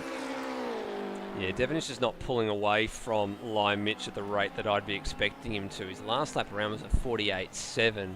Lime Mitch is a 48.6, but that was slipstream assisted. They're 5.5 seconds behind Pete Savage at the moment. So you dare say it's out of these two for the win on the screen at the moment, minus Luke Joyner in the middle, depending on what the fuel situation is. Now we're getting into that window. We did say we were expecting it to be somewhere between 47 and 52 laps. So we're now about to complete lap 44. So we're pretty much spot on the top end of that range, given the green flag running. Flash of lights from Pete Savage to Luke Joyner saying, I'm behind you, don't hold me up, let me get going. Now I'm going to put them on for, as Hans likes to say, maximum intimidation. Oh, and that was awkward. That was really awkward. And it's affected Savage, and he's gone around. Oh, now he's hung up on the curb. Oh no, this is a disaster for the Mercedes driver. There goes Devonish, there goes Lime Mitch. Oh my goodness gracious me. Drama at the back end of this race. Savage is going to be seething with Luke Joyner. And I was just about to say he'd set his fastest lap of the race with a 47.6 as well. So he was absolutely on the marks. And just that awkward moment, maybe blindsided from the braking point with Luke Joyner swapping lanes very late. And yeah, just locked the rears, was sideways over the curb. And then, yeah, just stranded on the top of that big orange curb. And now he's dropped down to 4th place. I think that there will be a reason for Peter Savage to be aggrieved at Luke Joyner there, very much so. Yeah. And maybe a penalty coming Joyner's way for that move. Yeah, well, live steward Lewis Wedding's watching along on the live stream as well as being in the server watching that. So he's commented he knows that is happened. I'm sure he's looking at it just to see what's going on. But yeah, that was a big moment. And we went on board to have a bit of a look, and you saw that Savage tried to go to the right, and then Joyner moved right, so he had to very quickly go back to the left, and then it completely made him miss his braking marker. So that's why he just went sailing on, rears locked, car turned, didn't want to turn under brakes, and that was the end of that chapter. So that means that this pair here are 2nd and 3rd on the road, Will Devonish and Lime Mitch. Now, the margin from Devonish to Bolger is 8.1 with 5.5 minutes to go. Bolger has cleared, I think, what is the last of the lap. Oh, not quite. He's got Termo, who's the last of the lap traffic for some time. And then a bit further up the road, probably about 10 or 15 seconds up the road, you've got Heath Dixon, Oz Rob, and Wayne Spencer, who's the last man inside the 10. Termo does the right thing, lets him go past. So that's actually let Bolger really off the hook here. He has massively. a bit of a luxury with the gap behind him to sort of ease up the pace if he needs to. I wonder if maybe that was just a little bit of inexperience from Peter Savage's part. If you've missed the braking point by that much, you do have the room there at Monza to just kind of go straight on. So maybe if he'd had a second to think, not that you get much time in a situation like that when a lap car goes straight across the front of you, might have just been better just break in a straight line, take the time penalty, and then just go out the other side. Really unfortunate, because that was really building to a tense finish between the two drivers there. But unfortunately, that's actually dropped him off the podium for the moment. He's about 4 seconds now behind Lime Mitch in this battle for 2nd place between him and Will Devonish, who's just gotten absolutely held up out of the Ascari chicane. No, it's actually worked out quite nicely for him behind his teammate. Yeah, he's behind his teammate, and now he'll be telling him in the Discord to say, stay in that position, do not move over, and he's moved back to the racing line as well, so that's... Do not deviate. Yeah, do not deviate. So he's moved in front of Lime Mitch as one. He'll have to let Lime Mitch through. Understandably, some of the guys following along in the live stream are a little bit indecisive about what's been going on, so different schools of thought about, making a decision early, staying predictable, staying on the racing line, letting people go past. That's essentially what the rule normally is in endurance racing, is that the car being lapped is the one that stays on the racing line and lets the car behind overtake, but they don't make it unnecessarily difficult for the car doing the overtaking to get the job done. But you've got to stay predictable and just stick to your lines, and you've also, the overtaking car's pretty much got to commit pretty early to get it done. But here it's extremely difficult, because we've seen all night long, you come out of that slipstream and you basically hit the brick wall. And maybe even more so with Peter Savage's setup. We've seen him probably suffer the most from the aero effect of coming out of the slipstream and getting all of that aerodynamic wash over the car.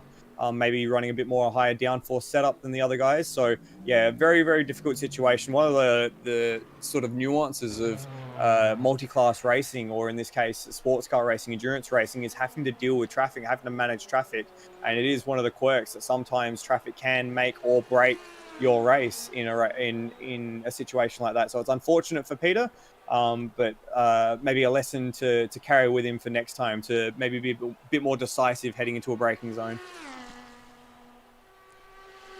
Daisy not one to go I've just here. actually been given a message from Brendan Ross again that he was saving about ½ a litre a lap in the slipstream here. So maybe that is what Lime Mitch is doing with a Will Devonish at the moment, just kind of sitting in the wheel tracks, because the gap between them is 0.2 of nothing at the moment. And he's not necessarily looking like he wants to make the move. He's very content to sort of sit in the wheel track there and not make too much of a fuss. Oh, getting very close at turn 1 he is, though. I reckon that was a little bit of Morse code on the rear bumper of that Lamborghini ahead of him. That was getting very close for comfort. I was just doing the math, and Bolger crossed the line with about 2 minutes left on the clock, so it means we're going to get to 50 laps will be the duration.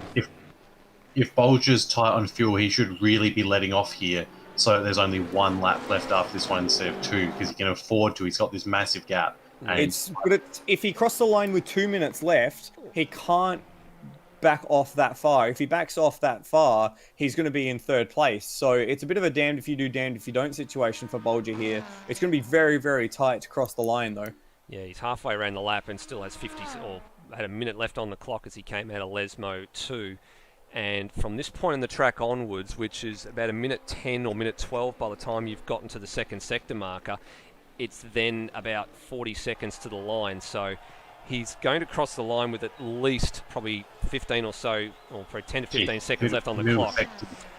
Middle sector was a second and a half slower than Will Devonish. And you've also got to remember too that the control line is a lot closer to the beginning of the start-finish straight than it is at most circuits. So he's doing it though. He's trying to save it. He's trying to milk it.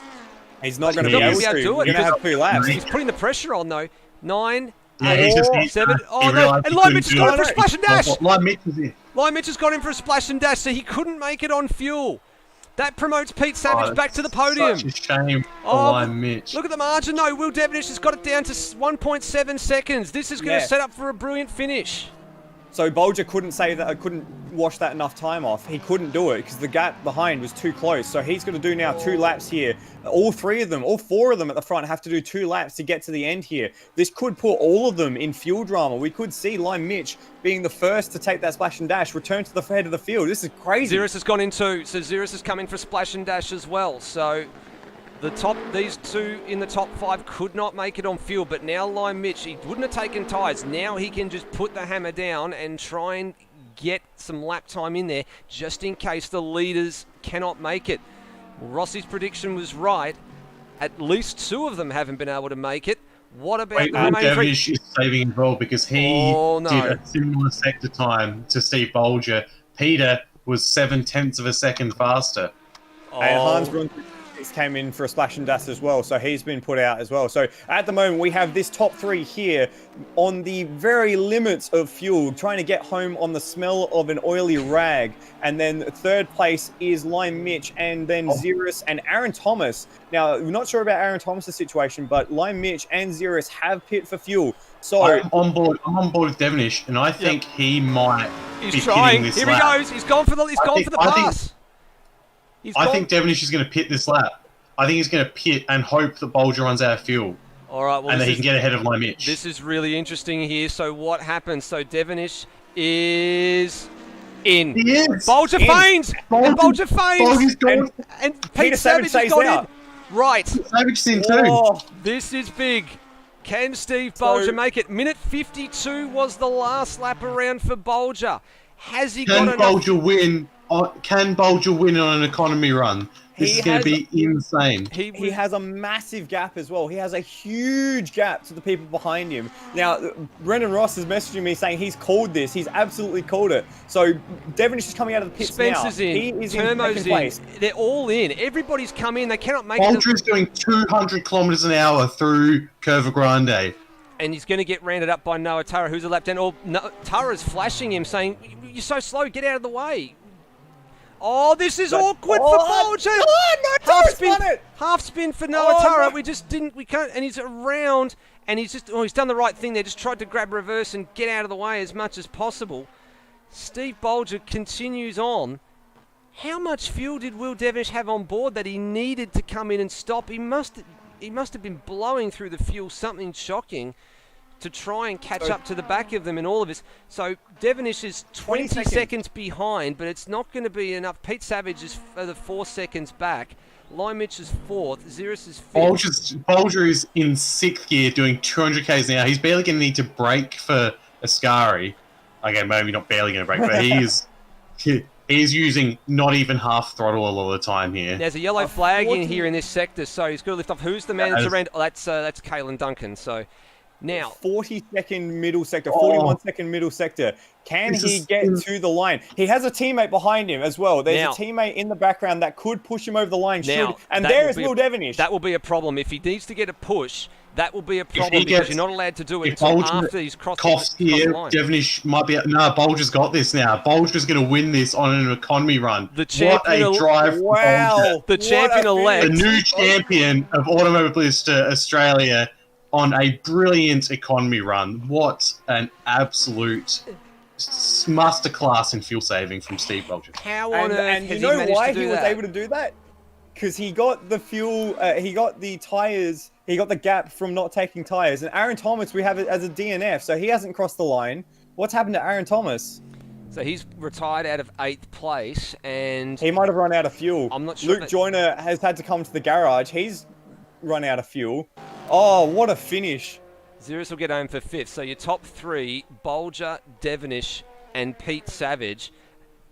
Mitch gets home for 4th. Xeris gets home for 5th. Brenton Foley, after dropping all the way down the field to as far as, I think he was outside the top 10 at one stage. I think, if memory serves me correctly, we called him as 17th or 16th or something at one point, is going to get home for 6th. So the outgoing champion will get to the line in 6th place. Ozrob rounding Parabolica now for 7th place. Brunswick will get up to 8th via Aaron Thomas's DNF, and then that'll put Noah Tara... has run out of fuel. Yeah, and that'll put Noah Tara in the 10, and Joyner's a lap down. Actually, Noah Tara's already a lap down anyway. So he's the last one home, but my oh my. The champion-elect has now become the new champion for Automobilista Australia's endurance discipline. And gentlemen, this is quite staggering. 8 races, 4 wins, 4 second places, and still around to go. And he is the champion for the very, very first time. We've seen in a lot of the AMS Oz races to date, the majority of the championships have been shared. They've been shared between people such as Brenton Hobson, Brenton Foley, Lewis Wedding, to name a few. They're where most of the championships are gone. Great to see a different name that's going to grace the record books for the very first time. And we have him in the studio with us. Steve Bolger, congratulations on your 4th race win of the season and taking home the AMS Oz GT3 World Challenge Championship. Congratulations. That is a hell of a way to win a race, I can tell you. Okay, so let's talk about that last lap. How much fuel did you have crossing the line to start that last lap? About 5.8. What? Oh, geez. Okay, so it's what, 7 liters a lap around here, right? It was to that effect. Fuel saving, I was getting about 6.2. And it was because I just ran low downforce. It was always going to be a fuel strategy for me tonight. So, yeah, keep going. Sorry. You're right, mate. Yeah, so Monza without a safety car, who would have thought that, you know? So it actually all worked out. If I knew Will had to come into the pits, I would have slowed down a bit more and made it the last lap. But I've missed out by 7 seconds.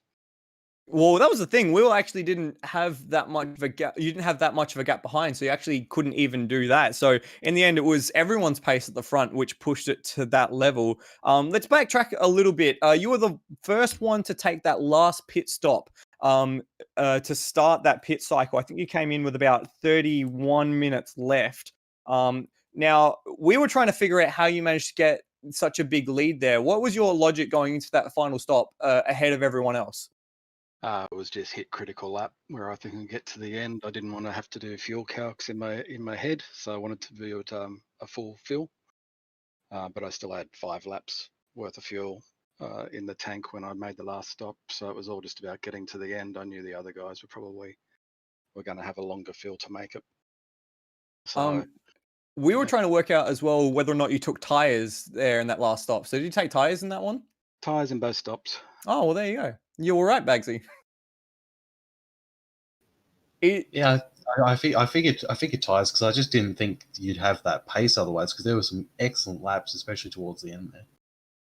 Yeah, we could definitely tell the laps that weren't fuel saving when I thought I had enough. We're getting down to low 48s, and I think it was a 47 or so in there. So it was in the bag. It just had to get to the right level of fuel. And just again, new champion of AMS Oz GT3, Steve Bolger. That must feel good to hear. Yeah, it's bloody excellent. Be nice if Will didn't have so many issues throughout the year, and it was a bit more of a fight. Much as I'm happy about winning it now, it'd be good to go down to the last round for the championship. But that wasn't the case. So yeah, first and second every race, I think. So very happy with that.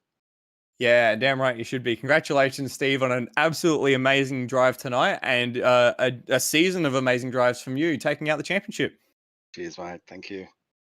Second place tonight, and second place, I think, confirmed in the championship as well, Will Devonish. Your night started in peculiar fashion, missing qualifying. What happened there? Hans and I, for whatever reason, got a tow issue, on from the game. So we had to log out and back in, and by the time we got back in, the steward said we weren't allowed to get on track. So yeah, it was just a bit of an AMS thing there for us. Yeah, unfortunate, but that did give you the opportunity to come through with yet another rear to front recovery drive. You got so close at the end there. Take us through the last few laps from your perspective. Yeah, I was actually really kicking myself because I tried to jump a few people in the pits, the last pits, so I fueled a little bit light, so I took 10 liters out. But if I hadn't, I think we would have gotten that. So it was a bit disappointing. Math wasn't our strong suit tonight. Either way, it was a cracking finish and a cracking result from you. Remember, starting from the rear of the grid up into second place. It's been a ding-dong battle between yourself and Bulge throughout the season. You keen to get one last go at him at Watkins Glen in 2 weeks' time? Yeah, to be honest, I've actually never raced there. Bit of a shock given how famous the track is, but yeah, try something new would be good. But full credit to Bolger this season. He's put in a lot of work over the last few seasons, and finally gets his breakout win this season, and then the championship. So full credit to him this season. Thank you for the kind words there, Will. Congratulations on your second place tonight and second place for the championship. Thank you. Third place this evening in the end was Peter Savage. Peter, a bit of an interesting night for you in terms of the battles in the early part of the race and the mid part of the race. You seem to run out of puff at the end of the main straights. Was that a bit of a setup thing, or was it just not quite having the outright speed of your competitors? It came down to tonight that I just did not practice for Monza this round, and I was just battling to get a setup right before the start of the race, and I wasn't able to get one with high top speed. Fair enough. In the end, though, third place is a pretty decent return, especially after that spin in traffic late in the race. Take us through what happened there. So I went full focus mode trying to catch down Bolger, and I was flashing my lights at him to get him out of the way, and he wasn't budging. So I went to go down the inside, and as I went to go down the inside, he moved going into the braking zone, and the whole braking zone, my rear end was sideways, and I just couldn't grab it. And then the curb just finished it off. Yeah, that was really unfortunate for you to drop those positions there. In the end, you came back up to third.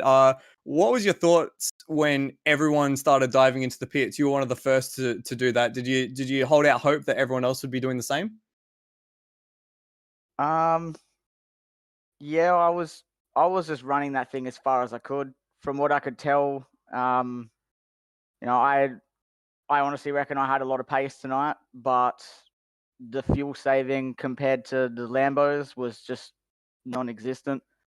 I was I was coming into braking zones and coasting probably like 200, 250 meters in the first stint, trying to save fuel, and I only just managed to stay with Bolger, and I just knew it was going to be a job of catch up all day. Well, in the end, third place is nothing to squint at. A very good result for you tonight, Peter Savage. Congratulations. Thank you. Nether, back to you guys to wrap up. Thanks for the interviews there, Michael. Bagsy, well, what do we digest out of this? I mean, for a race with no safety cars, you think you need safety cars for excitement, but that race proved that you do not need safety cars for excitement, because the lack of safety cars gave us that crazy last 2 laps where just everyone miscalculated that, apart from Steve Bolger, who is a deserving champion this year. It was a very bold call to go for that last lap, and he clearly knew he was able to make it. And it was just, that was a very tense ending to the race, with Devonish absolutely rinsing it at full speed, trying to get to the back of Bolger, even though it wasn't going to affect anything in the championship. Just going for that race win and going for that. It's almost disappointing that he couldn't get the last to first win, but still, that was an excellent race, and especially like the first stint as well, where we've got all 5 of them battling for each other, with Will Devonish just slowly getting closer and closer with every passing lap, and that was as good as the last race at Monza, I think, for different reasons. Yeah, different contrasts for different reasons. The last one that featured 3 safety cars and a sprint finish. This one was a fuel mileage race with no safety cars. I mean, who would have thought that that's how it would have ended up at the end of the night? And we did say that there was a real possibility that we could see a rear of grid to front of grid drive, and we very nearly saw it again. Just all about the fuel mileage at the end of the day, though. It just didn't quite come off the way that it needed to for Will Devonish. We look at the points situation, though, and as we alluded to at the top of the night, Bolger just needed to keep it on the black top inside the top 10, and he was guaranteed the winning number 1 for the next GT3 series, and he's done just that. His lead is unassailable. It's 48 points going into Watkins Glen. He is home and hosed. So too is Will Devonish. He is comfortably ahead of Brenton Foley. He's 26 points ahead, and you get 25 points for a race win. So second place cannot change hands. Neither can third place. Brenton Foley is 29 points ahead of Zurus. So the top 3 are locked in for their positions for finishing the GT3 World Series with a round to go. It's all to play behind them, though. Pete Savage has leapt up ahead of Ozrob for 5th overall, 13 points behind Zurus now, so there is still a bit of time for him to make his move and get up to as high as potentially as 4th in the standings. Silver Cup, Ozrob's 7th place finish tonight puts him approximately 14 points ahead of the next silver place driver in Aaron Thomas, so that will go down to the last race of the season to decide honours in Silver Cup.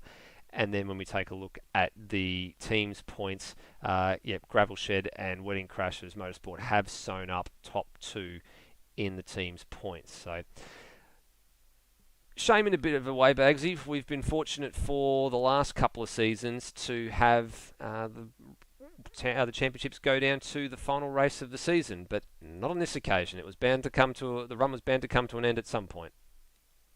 Yeah, but can't say it was for a disappointing reason. I mean, Bolger has been the glass of the field this year, so definitely deserved to be the one to make it there. And you've got to be lucky as well. You've got to be good enough to be lucky and take advantage of that luck. And he has taken advantage of issues for other people and has come through with a very good victory to win the championship. Yeah, you're spot on there.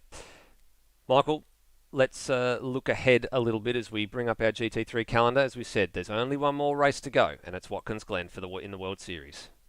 Yeah, an absolute classic of the North American endurance racing scene. Home of the Salem 6 Hours of the Glen.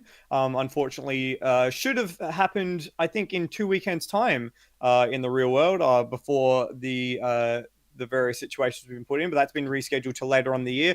One of North America's most prestigious racetracks has hosted stuff like the Grand Prix and various endurance events throughout its history. And one of the best circuits in North America. I absolutely love the profile, the way that it swoops through the hills there, and it's going to be an absolute classic. I think it's going to be a great way to send off what has been an enthralling AMS Oz GT3 World Challenge season. Yeah, I must say I am looking forward to Watkins Glen a little bit, and with a bit of interest, because it'd be nice to see how the GT3 machinery goes around there in AMS Oz. We've seen it in ARW, where we did do a run around Watkins Glen in the DRM series about 7 or 8 months ago. So that will be one we look forward to. What we also look forward to is what's coming up in the next week or so for AMS Oz. So as we said, tomorrow night it all kicks off. The ATCC Group A Challenge. Calder Park Raceway plays host to the very first round of a 12-race season, and a new home for the live streams for all of the TCAC series moving forward, including the ATCC Group A's, and that's the Endurance Chat Media YouTube page. So be sure to go and like and subscribe to those guys if you're looking for a little bit old school action.